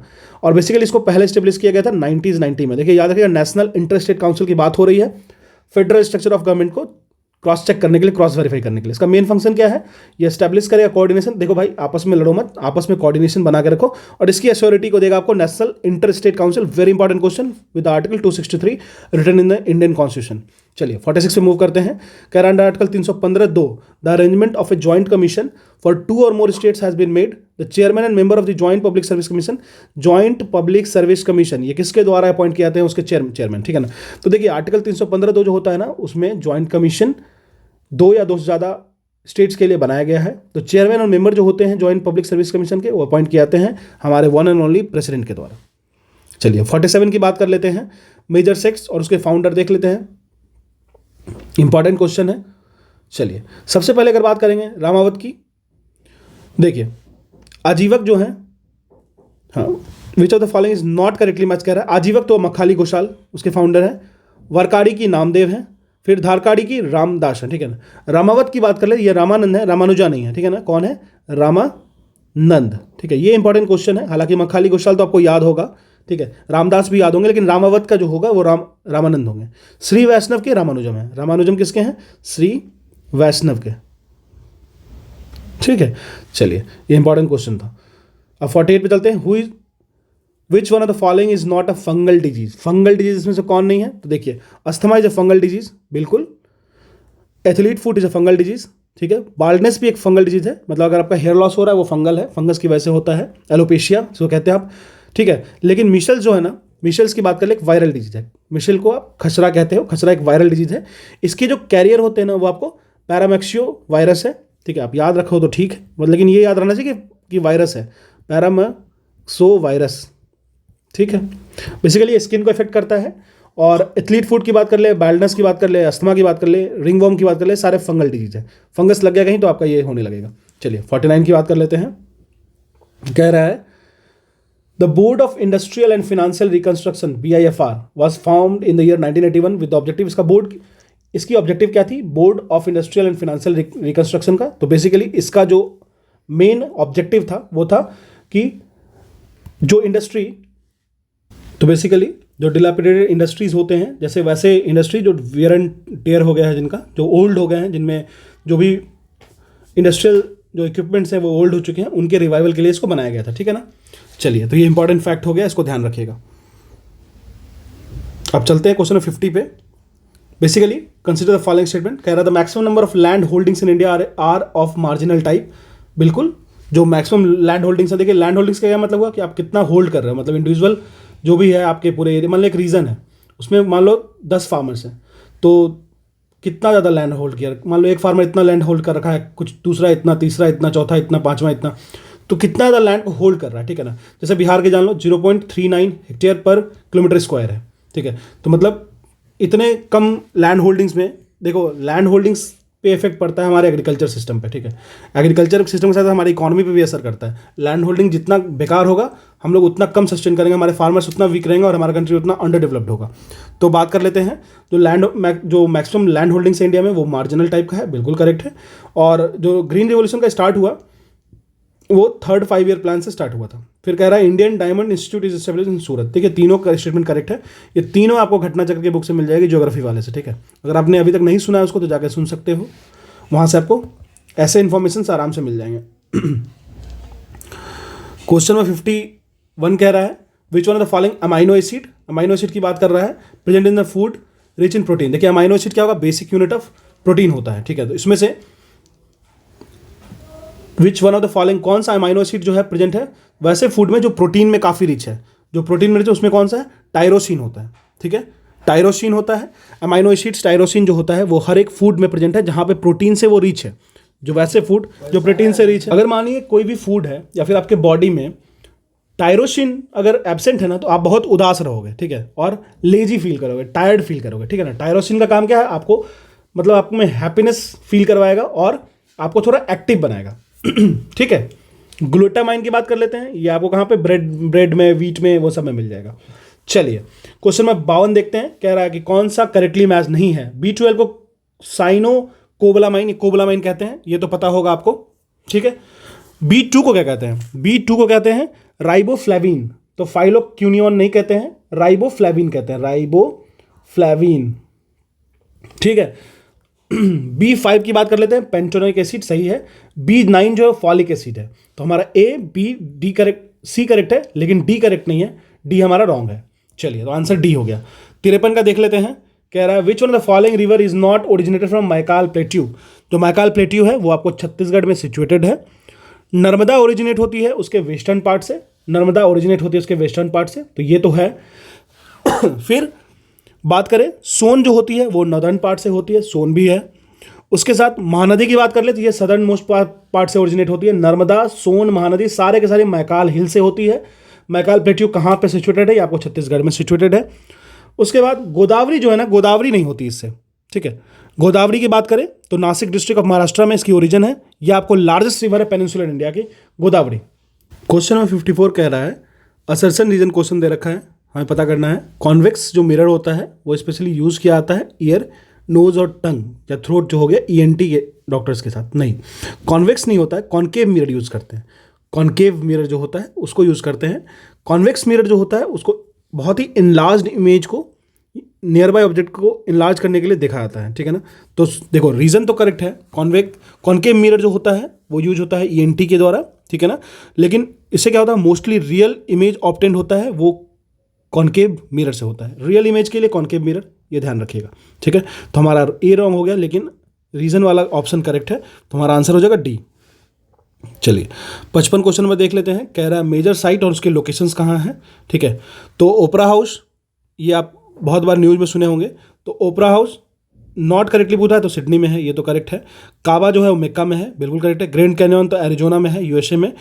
मेर्डेका पैलेस जो है ना, मेर्डेका पैलेस ये सिचुएटेड है आपको जाकर्ता में, इंडोनेशिया में, इजिप्ट में नहीं, ठीक है ना। तो हमारा आंसर हो गया D, ठीक है ना। चलिए 56 कह रहा है असर्सन और रीज़न, कह रहा है argon gas is filled in electric bulbs. बिल्कुल, आर्गन गैस को हम लोग फिल करते हैं इलेक्ट्रिक बल्ब में। इसका जो प्रेजेंस होता है ना आर्गन गैस का, वो होता है life time of the filament, मतलब ये इंक्रीज करता है लाइफ टाइम ऑफ फिलामेंट, मतलब फिलामेंट इजीली एक्सपोज ना हो एयर में, इजीली बर्न आउट ना हो जाए, इसलिए हम उसको आर्गन गैस यूज़ करते हैं, ठीक है। तो देखिए दोनों करेक्ट है, ठीक है। आर्गन गैस को इसीलिए यूज़ करते हैं, कभी कहते हैं ना नियन बल्ब है, आर्गन बल्ब है, ठीक है। तो आर्गन को इसीलिए यूज़ करते हैं कि उसकी जो फिलामेंट है, मान लो ये जो फिलामेंट है, टंगस्टन हो गया कुछ भी, तो उसकी लाइफ टाइम इंक्रीज हो, है ना। तो एब्सोल्युटली करेक्ट, तो दोनों करेक्ट है, हमारा आंसर ये हो जाएगा। चलिए 57 क्वेश्चन देख लेते हैं, कह रहा consider the following statement, the source of sunlight, ठीक है। Source of sunlight and heat is nuclear fusion, ठीक है। देखिए फ्यूजन और फ्यूजन, ठीक है ना। जब कोई चीज़ फ्यूज़ होगा ना तो एनर्जी ज़्यादा रिलीज होता है। फ्यूज़ मतलब किसी को मिलाना बहुत मुश्किल काम है, तोड़ना आसान काम है, तो जब मिलता है तो ज़्यादा होता है। तो सनलाइट एंड हीट जो होता है, न्यूक्लियर फ्यूज़न उसका सोर्स है। जो सनलाइट का सोर्स है और हीट जो उससे निकलता है वो न्यूक्लियर फ्यूजन की वजह से निकलता है, ठीक है। तो ये तो करेक्ट है। हाइड्रोजन बॉम्ब जो है ना वो न्यूक्लियर फ्यूजन पे बेस्ड होता है, ठीक है। तो ये दोनों करेक्ट है, बिल्कुल। हाइड्रोजन बॉम्ब जो होता है वो न्यूक्लियर फ्यूजन पे होता है। 58 चलते हैं, कंसीडर द फॉलोइंग स्टेटमेंट, ठीक है। Consider the following statement, in the terrestrial ecosystem the pyramid of biomass is erected, ठीक है। चलिए इन्वर्टेड और इरेक्टेड, जो टेरेस्ट्रियल इकोसिस्टम होता है उसमें आपको इरेक्टेड शेप में ही पिरामिड मिलेगा, ठीक है ना। जिस तरीके से आप अगर हम लोग बात करेंगे बायोमास की, तो जैसे नीचे से ऊपर जाएंगे तो वो एरिया संकीर्ण होता चला जाएगा। सेकंड कह रहा है अगर ग्रासलैंड की बात करें, जो पिरामिड होता है बायोमास का वो इरेक्टेड होता है, ठीक है। In an aquatic ecosystem, pond में जो पिरामिड होता है वो इन्वर्टेड होता है। तो बेसिकली अगर हम लोग इकोलॉजिकल पिरामिड की बात करें तो इकोलॉजिकल पिरामिड है क्या, बेसिकली ग्राफिकल रिप्रेजेंटेशन होता है ट्रॉपिक स्ट्रक्चर इकोसिस्टम का, ठीक है ना। ट्रॉपिक लेवल में किस किस चीज़ की स्ट्रक्चर आप डेवलप कर सकते हो कि वो खाते क्या हैं, फूड चेन में उनकी पोजीशन क्या है, जैसे प्राइमरी प्रोड्यूसर हो गए, हर्बीवोर्स हो गए, प्राइमरी कार्निवोर्स हो गए, ठीक है ना। तो देखिए अगर हम लोग बायोमास की बात कर ले, मतलब कितना ज़्यादा ग्रीनरी है, कितना ज़्यादा वहाँ पे प्लांट और ट्रीज का क्वांटिटी है, तो ऑब्वियस है पॉन्ड जो इकोसिस्टम होगा उसका इन्वर्टेड ही होगा, ठीक है। तो कंसीडर द फॉलोइंग स्टेटमेंट कह रहा है, चूज द करेक्ट स्टेटमेंट कह रहा है, तीनों का तीनों स्टेटमेंट हमारा करेक्ट है। टेरेस्ट्रियल इकोसिस्टम में पिरामिड जो होता है बायोमास का इरेक्टेड होता है, पहले ग्रास आता है फिर उसके बाद ऐसे मूव करते हैं। फिर ग्रासलैंड में पिरामिड जो होता है वो भी इरेक्टेड होता है, दोनों करेक्ट है। तीसरा भी स्टेटमेंट हमारा करेक्ट है, ठीक है। चलिए अब चलते हैं हम लोग क्वेश्चन नंबर 59 की तरफ। क्वेश्चन नंबर 59 क्या कह रहा है, कह रहा है the legislative assembly of any state, ठीक है। Legislative assembly of any state can have a maximum of 500 and minimum of 60 members, ठीक है। तो किसी भी लेजिस्लेटिव असेंबली का स्टेट में मैक्सिमम होना चाहिए 500 मेंबर और मिनिमम होना चाहिए 60 मेंबर।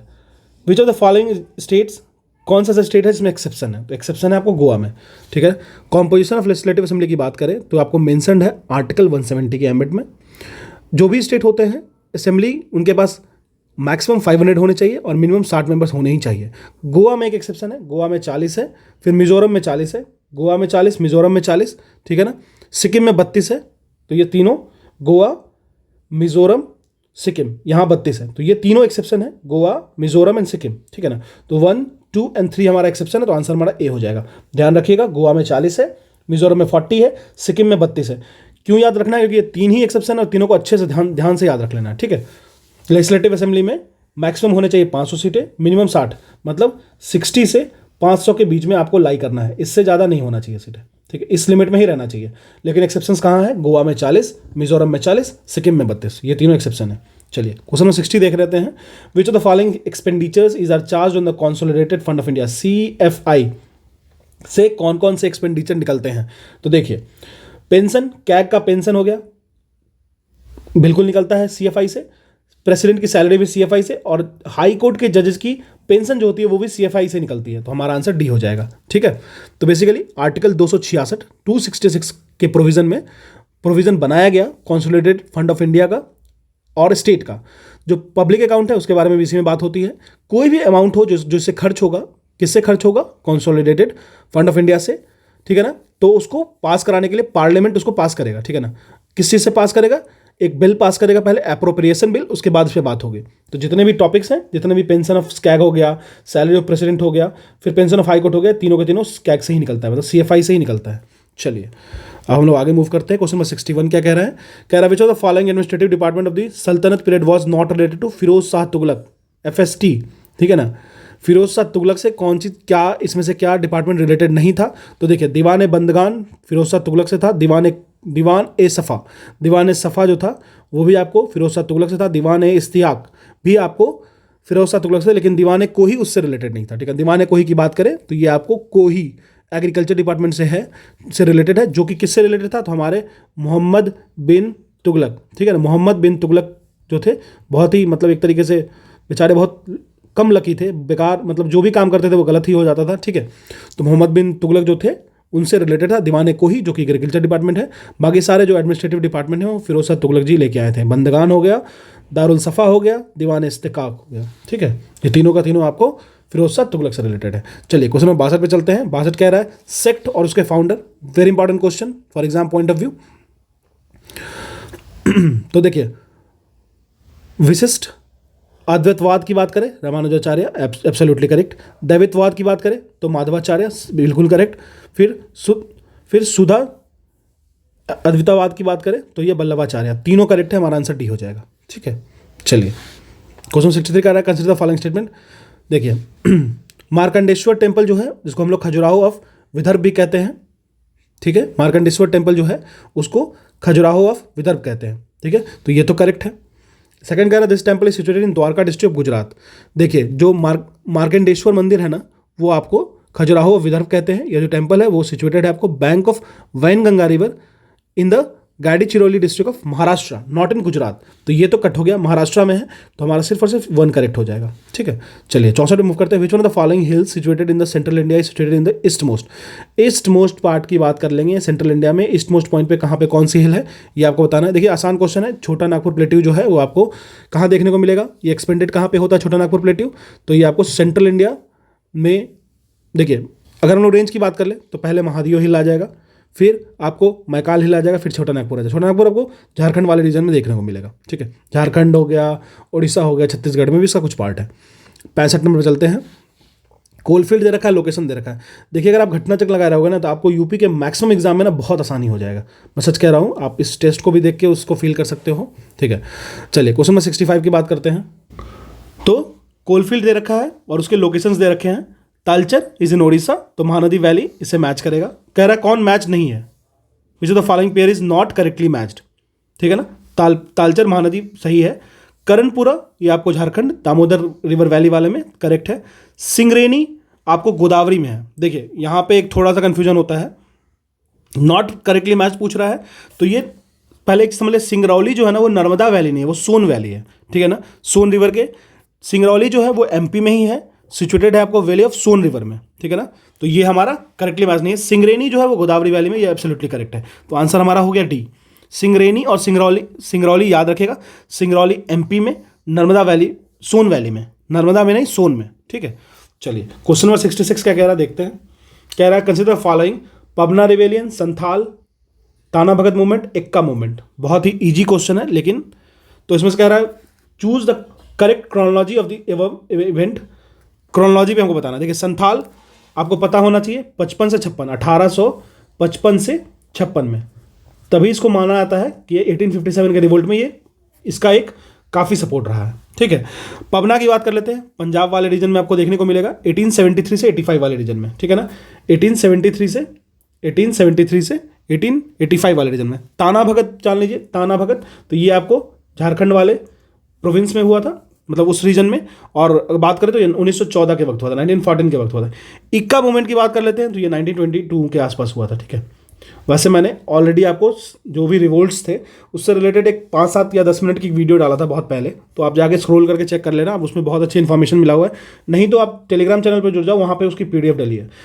ये इस टेस्ट की PDF चाहिए तो भी मैं डाल दूंगा, जुड़ जाना टेलीग्राम से। ठीक है, चलिए 66 का तो ऑलरेडी हम लोगों ने देख लिया, तो क्या हो जाएगा 2 1 3 4, संथाल, फिर पवना, फिर आपको हो जाएगा ताना भगत मूवमेंट, फिर एक्का मूवमेंट। चलिए 67 नंबर क्वेश्चन क्या कह रहा है। चलिए कह रहा है द मोरिबुंद डेल्टा एक सब डिवीजन है बंगाल डेल्टा का। देखिए अभी इसमें क्या कह रहा है, कौन सा करेक्ट है। ठीक है, तो ये तो बिल्कुल करेक्ट है। जो मोरिबुंद डेल्टा है वो आपको एक सब डिवीजन है बंगाल डेल्टा का, बिल्कुल करेक्ट है। कह रहा है the telegraphic plateau is a part of north Atlantic ridge. जो टेलीग्राफिक प्लेट्यू है वो एक पार्ट है, वो एक भाग है नॉर्थ अटलांटिक रिज का, तो ये भी करेक्ट स्टेटमेंट है। कह रहा है the environment changed by human activities called anthropogenic environment, बिल्कुल करेक्ट है। ठीक है ना, एंथ्रोपोजेनिक एक्टिविटीज जो कहते हैं वो इंसानों के छेड़छाड़ की वजह से जो भी बदलाव आए हैं उसकी वजह से कहते हैं। ठीक है ना, एंथ्रोपोलॉजी भी आप पढ़ते हो, ह्यूमन इंटरफेरेंस। ठीक है, 1 2 3 हमारा करेक्ट हो जाएगा, आंसर डी हो जाएगा। क्लियर है। चलिए 68 की बात करते हैं, असर्सन रीजन वाला क्वेश्चन है, आराम से पढ़ते हैं। कह रहा है the brain does not feel pain when a needle is pinched. देखिए आपके जो खोपड़ी है ना, खोपड़ी के अंदर जो ब्रेन रखा है ना, जो ब्रेन रखा है वो पूरी बॉडी को ऑपरेट कर रहा है आपके। ठीक है ना, लेकिन वो पेनलेस होता है, वो उसको जब आप किसी चीज़ से टच करोगे तो उसमें पेन नहीं होता है। तो ये एब्सोल्युटली करेक्ट स्टेटमेंट है। ठीक है ना, क्यों नहीं होता है, क्योंकि ब्रेन के पास एक पेन रिसेप्टर नहीं है। एक पेन रिसेप्टर ऑर्गन होता है, पेन रिसेप्टर वल्व होता है, वो उसके पास अवेलेबल नहीं है, तो ब्रेन के पास लैक करता है पेन रिसेप्टर ऑर्गन का। तो हमारा दोनों करेक्ट है और असर्सन और रीजन भी उसको सेटिस्फाई कर रहा है और प्रॉपरली एक्सप्लेन भी कर रहा है। चलिए आगे मूव करते हैं क्वेश्चन नंबर 69 पे। चलिए कह रहा which one of the following is also called fruit sugar. Fruit sugar किसको कहते हैं, तो ये बेसिकली होता है आपको fructose. Fructose is known as fruit sugar. ठीक है ना, फ्रुक्टोज जो होता है, जो फ्रूट में स्वीटनेस आता है उसका एक मेन रीजन है, और ये मोनोसैकेराइड है, मतलब single sugar, single unit of sugar से बनता है। ठीक है ना, चलिए 70 की बात करते हैं। कौन सा स्टेटमेंट करेक्ट है ये बता रहा है। Regarding tropical rain forest, tropical rain forest के बारे में बात कर रहा है। तो देखिए जो फॉरेस्ट होते हैं वो आपको इक्वेटोरियल बेल्ट में फैले हुए होते हैं, बिल्कुल करेक्ट स्टेटमेंट है। और इक्वेटोरियल बेल्ट में होंगे, थोड़ी सी मॉइस्चर होगी, थोड़ी सी गर्मी होगी, तो वेजिटेटिव जो प्रोडक्शन होगा वो काफ़ी ज़्यादा होगा, डेंस होंगे, कैनोपी फॉर्मेशन होगा और काफ़ी ज़्यादा डेंस होगा, ठीक है ना। तो आप जाके देखो अफ्रीकन रीजन में आपको डेंस फॉरेस्ट मिलेंगे, ठीक है ना। तो ट्रॉपिकल रेन फॉरेस्ट मिलते हैं, बहुत ज़्यादा ऊपर से कैनोपी फॉर्म करता है, नीचे में सनलाइट नहीं पहुंचता है नीचे तक, तो और भी ज़्यादा ह्यूमस क्रिएट होता है लैंड में, ठीक है ना। हालांकि ये जो क्लाइमेटिक कंडीशन है वो डिजीज़ के लिए काफ़ी प्रोन होते हैं, मतलब डिजीज़ इजिली स्प्रेड होता है, लेकिन रेन फॉरेस्ट की बात करें, ट्रॉपिकल रेन फॉरेस्ट की, तो इसमें काफ़ी ज़्यादा हेल्प हो जाता है। तो चलिए, तो पहला स्टेटमेंट हमारा करेक्ट है। सेकंड देखते, कहता है the highest biodiversity is found in all the ecosystem of the earth in this forest, बिल्कुल करेक्ट है। देखिए इकोलॉजिकल एक बायोडाइवर्सिटी होता है, ठीक है, जहाँ पे कि आपको ब्रीडिंग्स, आपको फिर ग्रोथ होने का, आपके लिए फूड, आपके लिए शेल्टर कहाँ कितना ज़्यादा अच्छा मिलेगा आपको, आपकी स्पेसीज की interaction with another species, human interference जहाँ कम से कम हो, वहाँ पे अच्छे से इकोसिस्टम वायबल होता है। तो ये दोनों स्टेटमेंट करेक्ट है। हमारा क्या हो जाएगा आंसर? हमारा आंसर हो जाएगा ए। अब देखिए ग्रीन मफलर मैन से मत याद कीजिएगा, ग्रीन मफलर बहुत ज़्यादा न्यूज़ में था और ये बेसिकली कुछ नहीं है, नॉइज पॉल्यूशन को रोकने के लिए शहरों का ये एक चोचला है, सीधी सी बात है, ग्रीन मफलर, ठीक है। ग्रीन मफलर का मतलब होता है कि वैसे प्लांट्स को लगाओ रोड साइड में जो नॉइज पोल्यूशन को एब्जॉर्ब कर ले, ठीक है। देखिए प्लांट्स इतना चीज़ देता है हमें, हम क्या देते हैं उसको, उनको डिफॉरेस्टेशन देते हैं, ठीक है। तो बेसिकली जो ग्रीन मफलर कंसेप्ट है ये नॉइज पोल्यूशन को कंट्रोल करता है। जो ग्रीन प्लांट्स होते हैं वो उस एरियाज में लगाए जाएंगे जहाँ पे नॉइज़ वैल्यू ज़्यादा हो, ठीक है ना, और इनके पास एक कैपेसिटी होती है, एबिलिटी होती है साउंड वेव्स को एब्जॉर्ब करें, नॉइज़ को एब्जॉर्ब करें। इसके साथ साथ कार्बन सिक्वेस्ट्रेट तो करती ही करती है, ठीक है ना, साथ में ही ऑक्सीजन भी प्रोवाइड करती है। तो देखिए पेड़ का इतना सारा चीज़ें हैं, अगर आपको समझ में नहीं आ रहा अभी भी तो सचेत हो जाइए, ठीक है। बेरी की बात कर लेते हैं, बचपन से पढ़ते आ रहे हैं, बेरी की बात कर ले तो ये क्या है? थियामीन। बेरी जो है वो न्यूट्रिशनल डिफिशियंसी है थियामीन की, ठीक है ना। चलिए, तो थियामीन को क्या कहते हैं? B1 कहते हैं। राइबोफ्लेविन क्या हो गया? विटामिन B2 हो गया, ठीक है। तो ये ध्यान रखेगा। तो deficiency of thiamine that is B1, ये हो गया बेरी। 73 कह रहा है मेजर इंस्टीट्यूशंस दे रखा है, लोकेशन दे रखा है। इससे एक क्वेश्चन इंस्टीट्यूशन से पूछता है। घटना चक्र में ज्योग्राफी जब पढ़िएगा तो सेकंड वीडियो जो मेरी है उसमें सबसे लास्ट चैप्टर यही है, ठीक है, सेकंड लास्ट चैप्टर, ठीक है ना। तो देखिए मेजर इंस्टीट्यूशंस उसके लोकेशन को समझते हैं। National institute for mental handicap, mentally handicap अगर कोई है तो उसके लिए सिकंदराबाद में आपको देखने को मिलेगा इसकी इंस्टीट्यूट।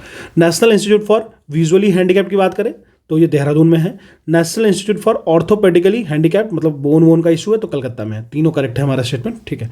अब ये सब फैक्चुअल है, हाईली फैक्चुअल है, ये किसी को नहीं आएगा, लेकिन आएगा तो अगर आप इसको पढ़ लोगे तो सबको आएगा, वो वाली सिचुएशन हो जाती है, तो आप उसको उसी तरीके से डील करोगे।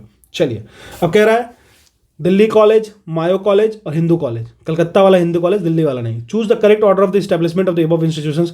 अब देखिए आप अगर थोड़े बहुत समझदार हो तो आपको पता चलेगा कि किस तरीके से। अगर हम लोग हिंदू कॉलेज की बात करें कलकत्ता की तो ये आया था 1817 में, 1817 में, ठीक है ना। ये एजुकेशन और हायर एजुकेशन इन इंडिया की बात हो रही है, उसमें क्या क्या किस तरीके से कंट्रीब्यूशन रहा था, ठीक है। तो हिंदू कॉलेज अगर कलकत्ता की बात कर ले तो ये आपको 1817 में, फिर दिल्ली कॉलेज की बात कर ले तो 1824 में आया था, 1824 में, ठीक है ना। अब अगर मायो कॉलेज की बात कर ले, मायो कहाँ पे है? अजमेर में है मायो कॉलेज, ठीक है। तो ये आपको 1875 में आया था, 1875 में। तो हिंदू कॉलेज तीसरा हो गया पहला, फिर हो गया आपको पहला दिल्ली कॉलेज, फिर हो गया आपको मायो कॉलेज। 312 हो जाएगा मार्केट का आंसर, बी हो जाएगा, ठीक है ना। अच्छा एक कॉलेज है लेडी हार्डिंग मेडिकल कॉलेज, वो शायद 1906 में है, ठीक है ना। एक बार आप करेक्ट कर लीजिएगा, मतलब सर्च कर लीजिएगा क्योंकि हो सकता है ये क्वेश्चन आपको पूछा जाए। चलिए 75 कह रहा है consider the following statement, the meaning of word umland, ठीक है। 75 कह रहा है the meaning of word umland जो होता है is the neighbourhood surrounding area of the city, ठीक है ना। जैसे हुड होता है, ठीक है, हुड नेगेटिव सेंस में होता है, लेकिन उमलैंड जो होता है वो नेबरहुड को कहते हैं जो आसपास के एरिया है सिटीज़ में, ठीक है ना।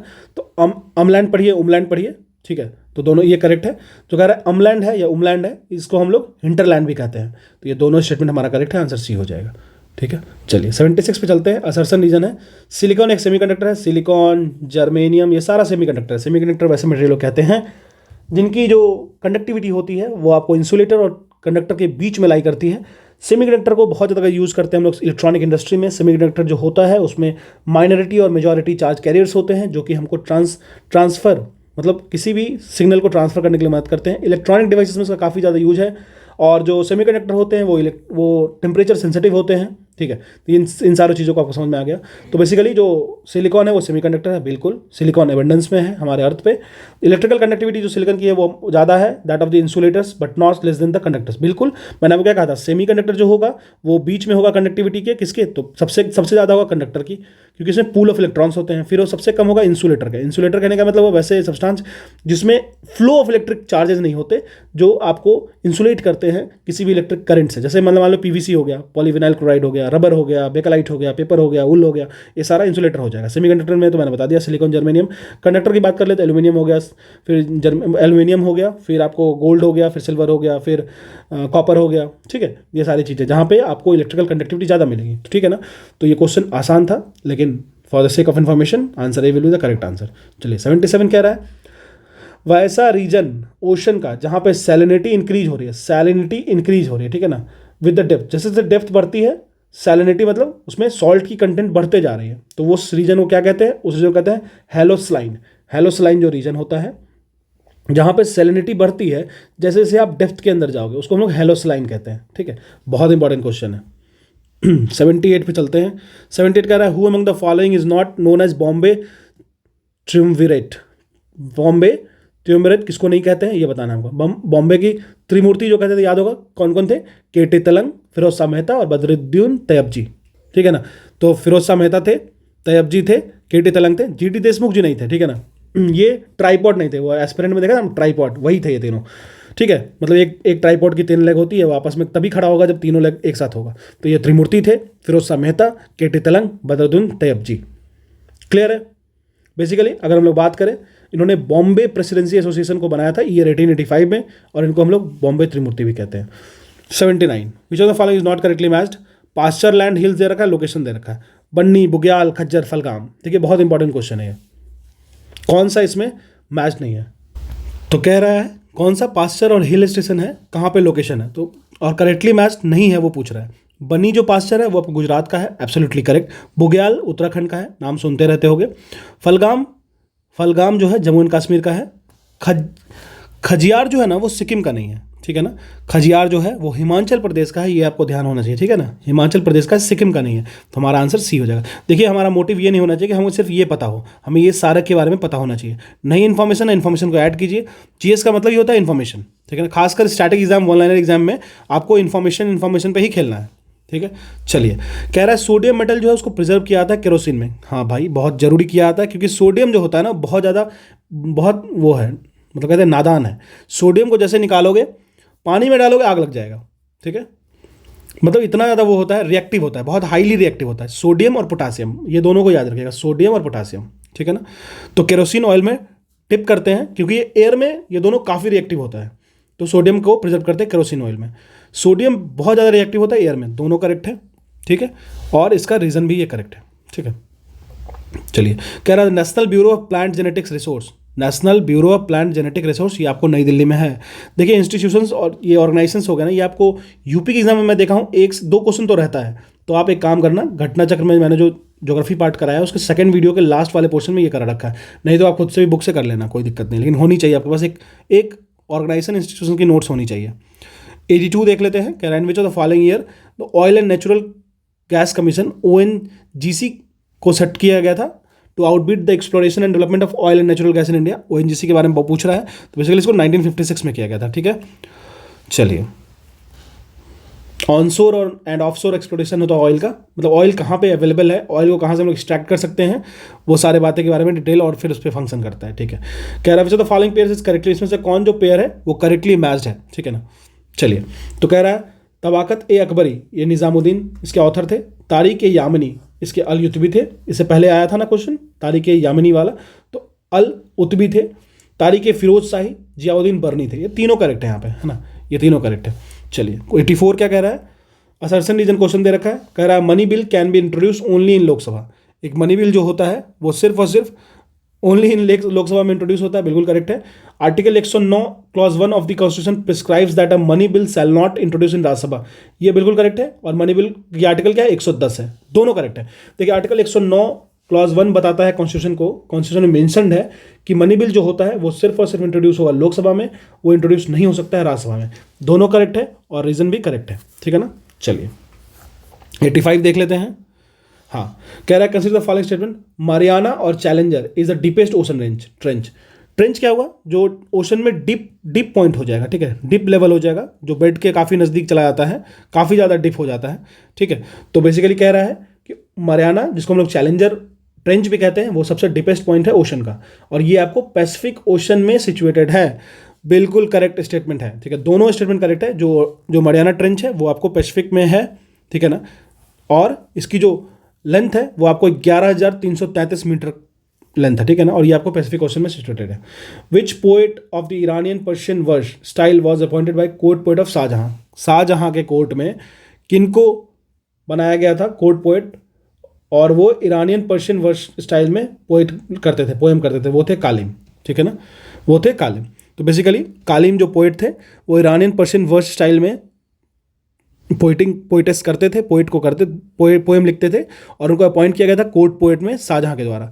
जो रीन था शाहजहां का, उसको हम लोग गोल्डन एज ऑफ आर्किटेक्चर कहते हैं। शाहजहां के रीन को आप गोल्डन एज ऑफ आर्किटेक्चर कहते हैं। चलिए 87 देखते हैं।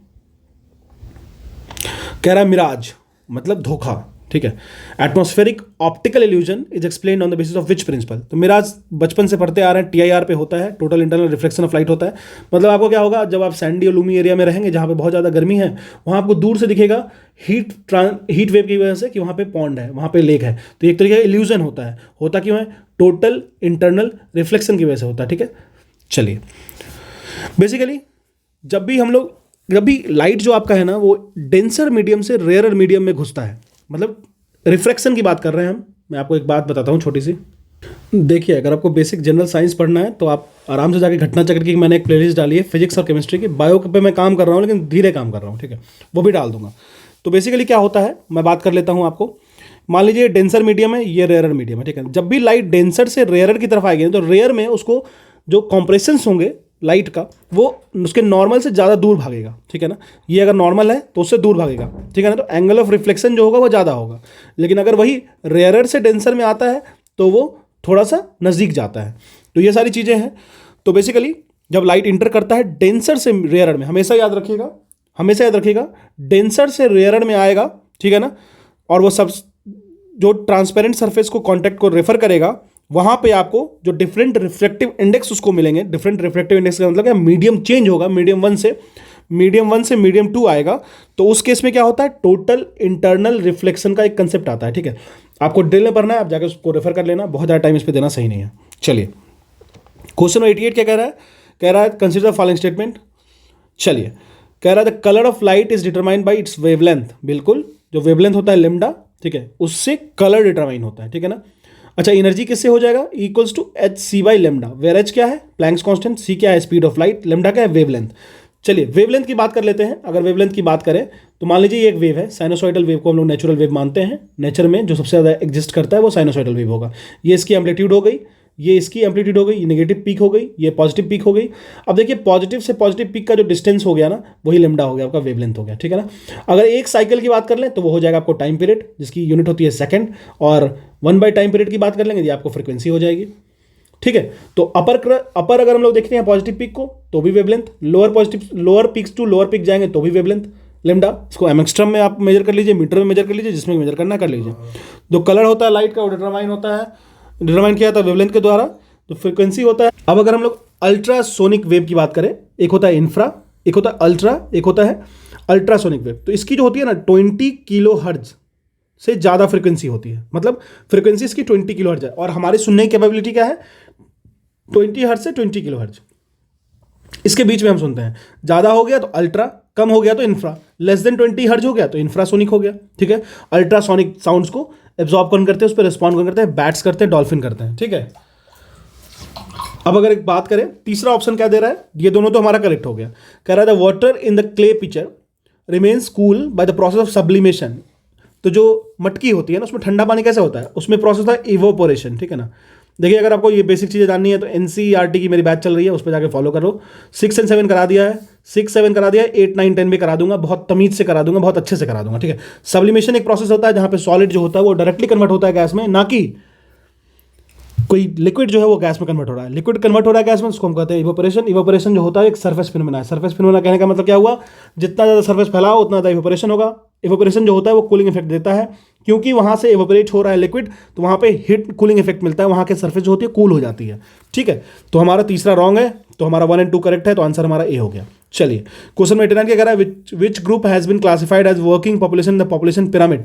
पॉपुलेशन पिरामिड की बात करें तो कौन से ग्रुप को वर्किंग ग्रुप माना गया है, तो 15 साल से लेकर 64 साल के बच्चे, मतलब 15 साल से लेकर 64 साल के लोगों को क्लासिफाई किया गया वर्किंग पॉपुलेशन। एक पॉपुलेशन पिरामिड होगा, उसमें कितने बच्चे जो होंगे, किस एज तक जो होंगे जो वर्क नहीं करेंगे, कहाँ से कहाँ तक वर्क करेंगे, ये होता है। तो उसमें 15 से 64 साल के बच्चों को, मतलब 15 से 65 साल के लोगों को वर्किंग पॉपुलेशन कंसीडर किया गया है इन पॉपुलेशन पिरामिड।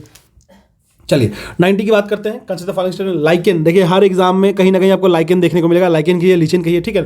सिम्बायोटिज्म पे बात होती है। सिम्बायोटिज्म कहने का मतलब होता है, मतलब आपके साथ मैं रहूंगा, मैं आपको कुछ दूंगा, आप मुझे कुछ और देना, मैं आपको घर दूंगा, आप मुझे खाना देना, ठीक है। तो सिम्बायोटिज्म एक प्रोसेस होती है। यहाँ पे क्या होता है, ये जो लाइकेन्स होते हैं वो आपको अलगी और फंगाई के बीच में सिम्बायोटिज्म होता है, ठीक है। अलगी और फंगाई के बीच में होता है।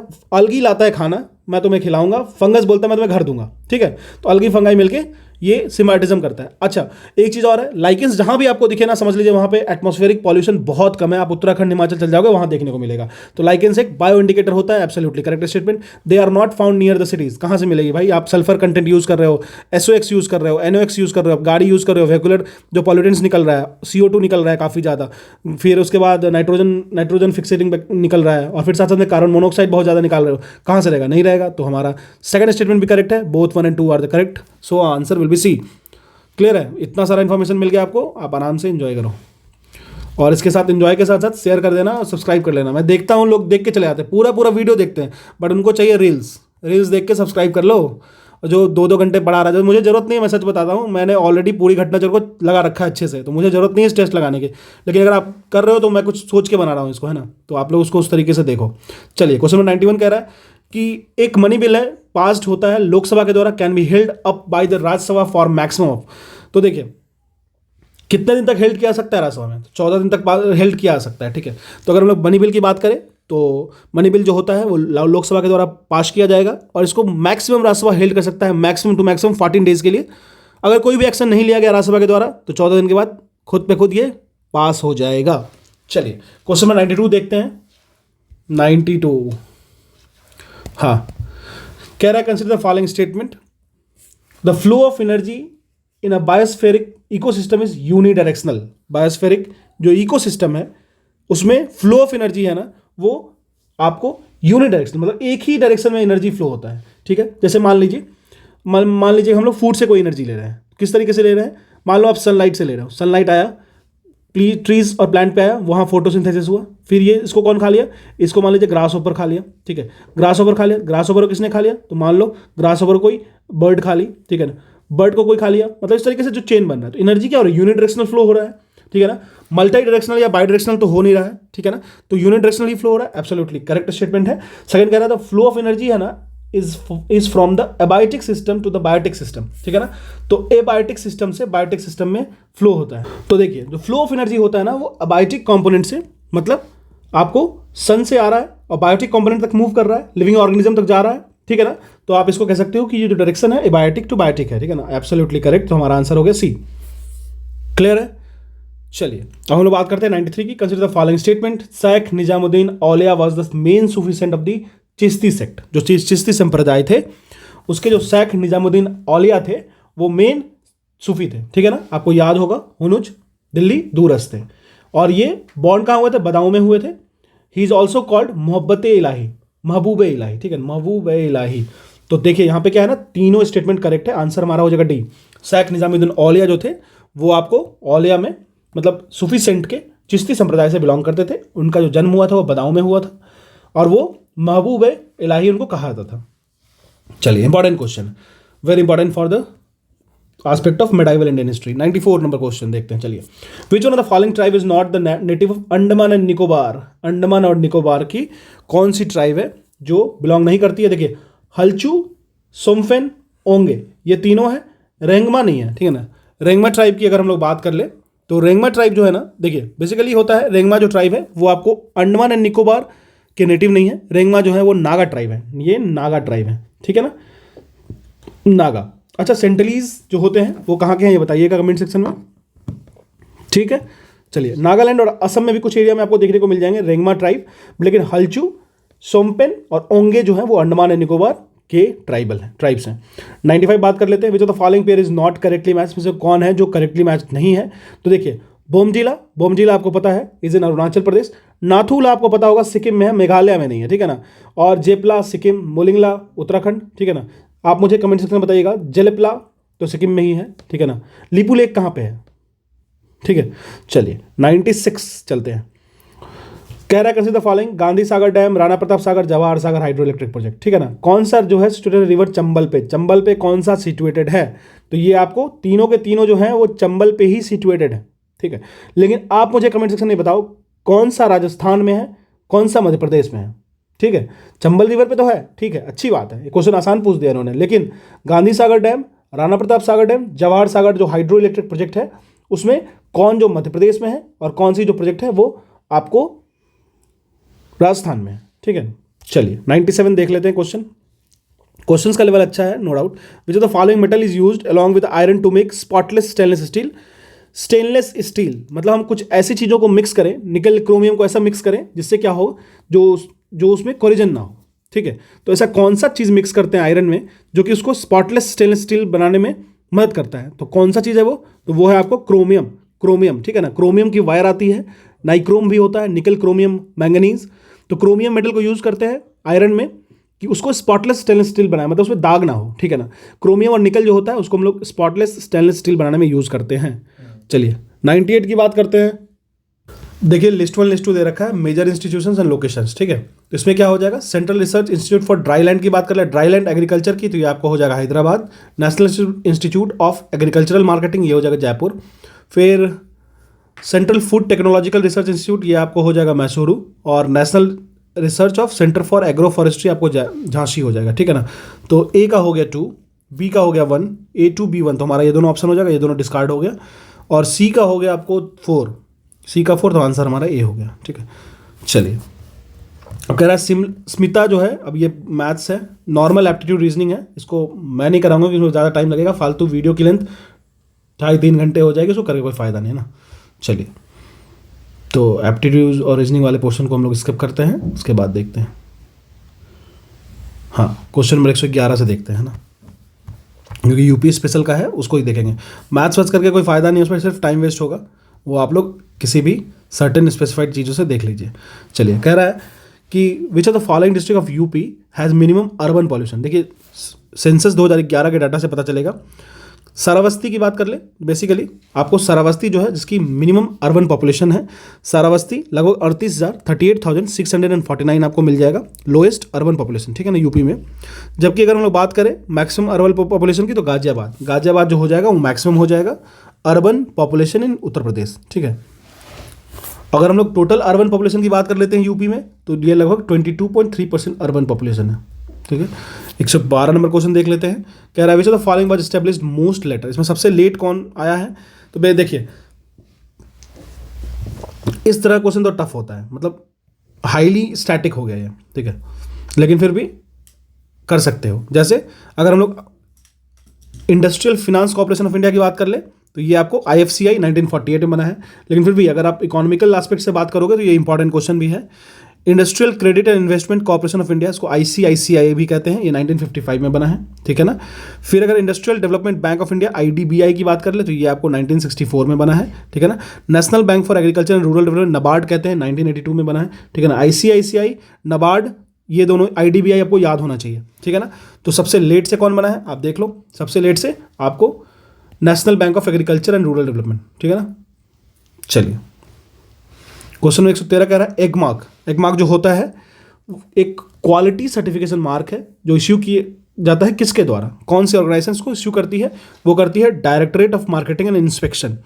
Directorate of marketing and inspection करती है एगमार्क, ठीक है ना। क्वालिटी सर्टिफिकेशन मार्क को वो सर्टिफाई करती है।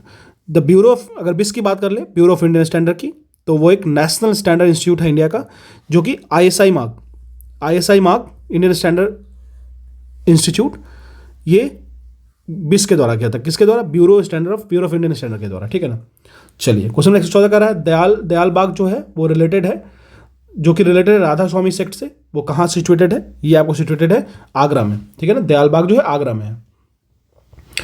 115 कह रहा है which statement is correct regarding the mayor of the city in Uttar Pradesh. Mayor of the city in Uttar Pradesh, तो basically he is the first citizen of the city, बिल्कुल करेक्ट है। ही और she is an ex officio member of the municipal corporation. MC का, municipal corporation का ex officio member तो होगा ही होगा। ही और she is an ex officio chairman of the executive committee, तीनों का हो जाएगा, ठीक है ना। तो याद रखिएगा यहाँ से आप मेयर के बारे में कुछ जान लीजिए, इन्फॉर्मेशन आपका होना चाहिए। चलिए 116 क्या कह रहा है? UP state tourism development corporation limited establish किया गया था 1974 में, absolutely correct. UP state financial corporation जो है उसको स्टैब्लिश किया गया 1954 में, दोनों स्टेटमेंट करेक्ट है, ठीक है। बस आपको यहाँ से ऐसे क्वेश्चन से क्या निकालना पता है? ऐसे क्वेश्चन से फैक्चुअल इन्फॉर्मेशन को और सॉलिडिफाई करना है, आपको बहुत ज़्यादा सॉलिडिफिकेशन करना है, ठीक है। 117 नंबर क्या कह रहा है? मैच लिस्ट टू कह रहा है वाइल्ड लाइफ सेंचुरी और लोकेशन दे रखा है, ठीक है। पटना, पार्वती, अरंगा, फिर चंद्रप्रभा, फिर रानीपुर, ये कहाँ कहाँ है आपको ये बताना है, ठीक है। तो देखिए पटना जो है वो इटाह में है, ठीक है। और पर्वती अरंगा की बात कर ले तो ये आपको गोंडा डिस्ट्रिक्ट में है। फिर चंद्रप्रभा की बात कर ले तो ये आपको चंदौली में है। रानीपुर की बात कर ले तो बांडा में है, ठीक है ना। तो आंसर हमारा 4321 हो जाएगा, ए हो जाएगा। चलिए अब नरोड़ा की बात कर लेते हैं। एकमात्र न्यूक्लियर पावर प्लांट है उत्तर प्रदेश का, ये कहाँ पे किस डिस्ट्रिक्ट में लोकेटेड है? ये आपको बुलंदशहर में है, ठीक है ना। एकमात्र जो न्यूक्लियर पावर प्लांट है हमारे उत्तर प्रदेश का नरोड़ा, वो स्टेब्लिश्ड है आपको कहाँ पे? बुलंदशहर डिस्ट्रिक्ट में। कमर्शियल जनरेशन ऑफ इलेक्ट्रिसिटी अगर हम लोग बात करें नरोड़ा न्यूक्लियर पावर प्लांट की, तो ये स्टार्ट किया गया था पहला बार फर्स्ट यूनिट 1 जनवरी 1991 में, और सेकंड यूनिट इसकी स्टार्ट हुई थी 1 जुलाई 1992 में। तो बेसिक इन्फॉर्मेशन है, आपको पता होना चाहिए। आप मुझे कमेंट सेक्शन में ये बताना किसकी हेल्प से इसको बनाया गया था, ठीक है। थोड़ा सा एक्टिवली पार्टिसिपेट करोगे तो आपके लिए भी अच्छा रहेगा। जो टाइप करोगे आपको पता चलेगा हाँ ठीक है ये चीज़ें मुझे याद हो रही हैं। चलिए 119 कह रहा है असर्शन इज एन क्वेश्चन है, इसके बारे में जानते हैं। कह रहा है if fundamental imbalance arises in the balance of payment currency is devalued. अगर मानिए बैलेंस ऑफ पेमेंट मतलब जो आप इंपोर्ट कर रहे हो एक्सपोर्ट कर रहे हो उसमें बहुत ज़्यादा डिफरेंसेस क्रिएट होने लगे, ठीक है ना। तो आप क्या करोगे? करेंसी आपका जो होगा ना डिवैल्यूएट हो जाएगा, मतलब उसकी वैल्यू कम होती चली जाएगी। बिल्कुल ऐसा होगा, बिल्कुल होगा। आप मान लो फॉरेक्स रिजर्व आपके पास बढ़ रही है तो अच्छी बात है। आप अगर अपने कंट्री से रिजर्व को बाहर भेज रहे हो तो आप तो इम्बैलेंस ही हो जाओगे ना। मतलब बाहर करेंसी भेजने का मतलब क्या हो रहा है? आप बाहर के सामान को अपने अंदर मंगा रहे हो, है ना। आप खुद की सामान को बेच रहे हो महंगे दामों पे, तो आपके पास जो फॉरेक्स रिजर्व आ रहा है वो तो अच्छी बात है, बैलेंस ऑफ पेमेंट को और बैलेंस करेगा। लेकिन अगर इम्बैलेंसेस आ गया तो करेंसी तो हमारा डिवैल्यूएट होगा ही, बिल्कुल होगा। कह रहा है it makes import expensive and export cheaper, ठीक है। मतलब हम लोग फिर इंपोर्ट करेंगे वो हमारे लिए एक्सपेंसिव हो जाएगा, लेकिन एक्सपोर्ट हमारा चीपर हो जाएगा। आप बताइए कोई चीज़ आप बाहर भेज रहे हैं वो सस्ता हो गया, कोई चीज़ अंदर आ रहा है वो महंगा हो गया, तो भाई आप तो गड़बड़ हो गई ना। बिल्कुल हो गया, रीजन करेक्ट है, हमारा आंसर ये हो जाएगा। चलिए 120 नंबर क्वेश्चन कह रहा है which district of Uttar Pradesh famous for idol of 24 Tirthankaras rock cut from Gokhar mountain. Gokhar mountain को कट करके कौन सी डिस्ट्रिक्ट में 24 तीर्थंकर्स का वो बनाया गया है, मतलब इमेजेस बनाया गया है? तो वो है महोबा डिस्ट्रिक्ट उत्तर प्रदेश का। जो 24 तीर्थंकर्स थे उनको रॉक कट करके गोखर माउंटेन में बनाया गया है। श्रावस्ती की अगर बात कर लेते हैं तो ये आपको रिलेटेड है तीसरे तीर्थंकर से, लॉर्ड संभवनाथ जी से। गोसाई स्थान विहार की बात कर लेते हैं तो ये सिचुएटेड कहाँ पे है? कौशाम्बी में है, ठीक है। चलिए 121 नंबर क्वेश्चन देखते हैं। कह रहा है in January 2023 the epidemiologist of Indian origin who was appointed as the principal deputy director of central and disease control and prevention of America. तो किनको बनाया गया है? तो ये बनाया गया है आपको नीरव डी शाह जी को, ठीक है। 122 देख लेते हैं जनवरी 2023। देखिए करंट के क्वेश्चन को बहुत ज़्यादा डिटेल में डिस्कस करके कोई फायदा है नहीं, है ना। कह रहा है द बैली सस्पेंशन ब्रिज, ये बहुत इंपॉर्टेंट क्वेश्चन है। बैली सस्पेंशन ब्रिज जो है ये इनोग्रेट किया है रिवर जम्मू एंड कश्मीर। अच्छा मैं आपको एक बात बताता हूँ, ये जो ध्येय आई की टेस्ट है ना इसमें ना मंथ वाइज करंट अफेयर वो डाले थे स्टार्टिंग में। तो ये जो फुल लेंथ टेस्ट है देखिए इनकी क्वालिटी काफ़ी अच्छी लगी मुझे। मतलब आप जो एग्जाम देने जा रहे हो यूपी आर ओ या यूपी पीसीएस देने जा रहे हो ना उसके प्रीलिम्स के लिए काफ़ी एप्ट है ये, मतलब बहुत अच्छे लेवल का है। तो एक काम करेंगे हम लोग, इसके जितने भी पोर्शंस होंगे सीरीज होंगे उसको हम लोग लगातार सॉल्व करेंगे, है ना। तो आप इसमें तैयार हो जाइए। अगर आप नए हो इस चैनल पे तो आप इसको सेव करके रख लो जो भी करना है। 122 में जनवरी 2023 में बैली सस्पेंशन ब्रिज है इनॉग्रेट किया गया जम्मू एंड कश्मीर में। तो किस रिवर पे? तो ये चेनाब पे किया गया है, ठीक है। तो बैली सस्पेंशन ब्रिज की बात कर ले या आपको चेनाब रिवर पे जो कि जम्मू एंड कश्मीर में सिचुएटेड है, इनॉग्रेट किया गया था इसको डिफेंस मिनिस्टर राजनाथ सिंह के द्वारा। इसकी हाइट कितनी है? हाइट जान लीजिए 240 फीट है, ठीक है ना। और ये कंस्ट्रक्ट किया गया है बॉर्डर रोड ऑर्गेनाइजेशन के द्वारा, ठीक है। 123 नंबर क्वेश्चन कह रहा है in January 2023 the venue of bio energy summit 2023। जो बायो एनर्जी समिट हुआ था वो नई दिल्ली में हुआ था, ठीक है। बायो एनर्जी समिट की बात कर ले तो यह 11वां एडिशन था कॉन्फ्रेंस का, और इसकी थीम क्या थी? Energy transition solution for a sustainable tomorrow, ठीक है। चलिए 124 देख लिए, बात कर रहा है, कह रहा है which Indian railway station was awarded the green railway station certificate with the highest platinum rating. सबसे हाईएस्ट रेटिंग मिली है ग्रीन रेलवे स्टेशन, किसको मिला है रिसेंट में? तो ये है आपको विशाखापट्टनम, ठीक है। चलिए कह रहा है young professional scheme was started between India and which country. Young professional scheme India और यूके के बीच में स्टार्ट हुआ है, ठीक है ना। चलिए लगभग 3000 डिग्री होल्डर्स को इसमें अलाउ किया जाएगा यूके की तरफ से कि आप आइए यहाँ पे, मतलब आप आकर के हमारे यहाँ काम कर सकते हैं। 126 कह रहा है, चलिए कह रहा है the first meeting of summit was held in Puducherry. किसके बारे में बात कर रहा है? S20, ठीक है ना। S20 समिट के बारे में बात कर रहा है। The conference was organize by Indian institute of science Bengaluru, ठीक है। देखिए सबसे पहले हम लोग समझते हैं S20 समिट की बात करें ना तो G20 के साथ ना इंडिया में S20 समिट भी ऑर्गेनाइज किया गया था। बेसिकली इसमें क्या डिस्कस करना था? इसमें आपको सब्जेक्ट ऑफ साइंस जो भी थे ना उसको डिस्कस करना था पूरे कंट्री में। तो इसकी पहली मीटिंग हेल्ड हुई थी पुडुचेरी में, और ये इसको ऑर्गेनाइज किया गया था Indian institute of science IISc Bangalore के द्वारा, ठीक है। IISc बैंगलोर के दोनों करेक्ट स्टेटमेंट है। 127 क्या कह रहा है? What was the rank of India in the Henley passport index 2023। तो इसकी रैंक क्या है इंडिया की हेनले पासपोर्ट इंडेक्स? तो ये आपको इसकी रैंक है 85वां, ठीक है। कभी आगे पीछे होते रहती है, 85 है। सिंगापुर और जापान हमेशा टॉप पे रहेगी ऐसे पासपोर्ट के रैंकिंग पे। In January 2023 Chris Hipkins took oath as the 41st, ये इंपॉर्टेंट क्वेश्चन है, 41st prime minister of which country. तो क्रिस हिपकिंस जो है वो किसके प्राइम मिनिस्टर बने? तो न्यूजीलैंड के बने हैं, ठीक है ना। क्रिस हिपकिंस जो है उन्होंने 41st prime minister of New Zealand का वो ग्रहण किया है। चलिए 129 की बात कर लेते हैं। कह रहा है what is the name of integrated food security scheme launch by central government के द्वारा जो किया गया वो है क्या? प्रधानमंत्री गरीब कल्याण अन्न योजना। प्रधानमंत्री गरीब कल्याण अन्न योजना की बात करें, यह आपको इंटीग्रेटेड फूड सिक्योरिटी स्कीम है, लॉन्च किया गया था सेंट्रल गवर्नमेंट के द्वारा जनवरी 2023 में। ये जो स्कीम है वो जनवरी 1 2023 को लॉन्च किया गया था।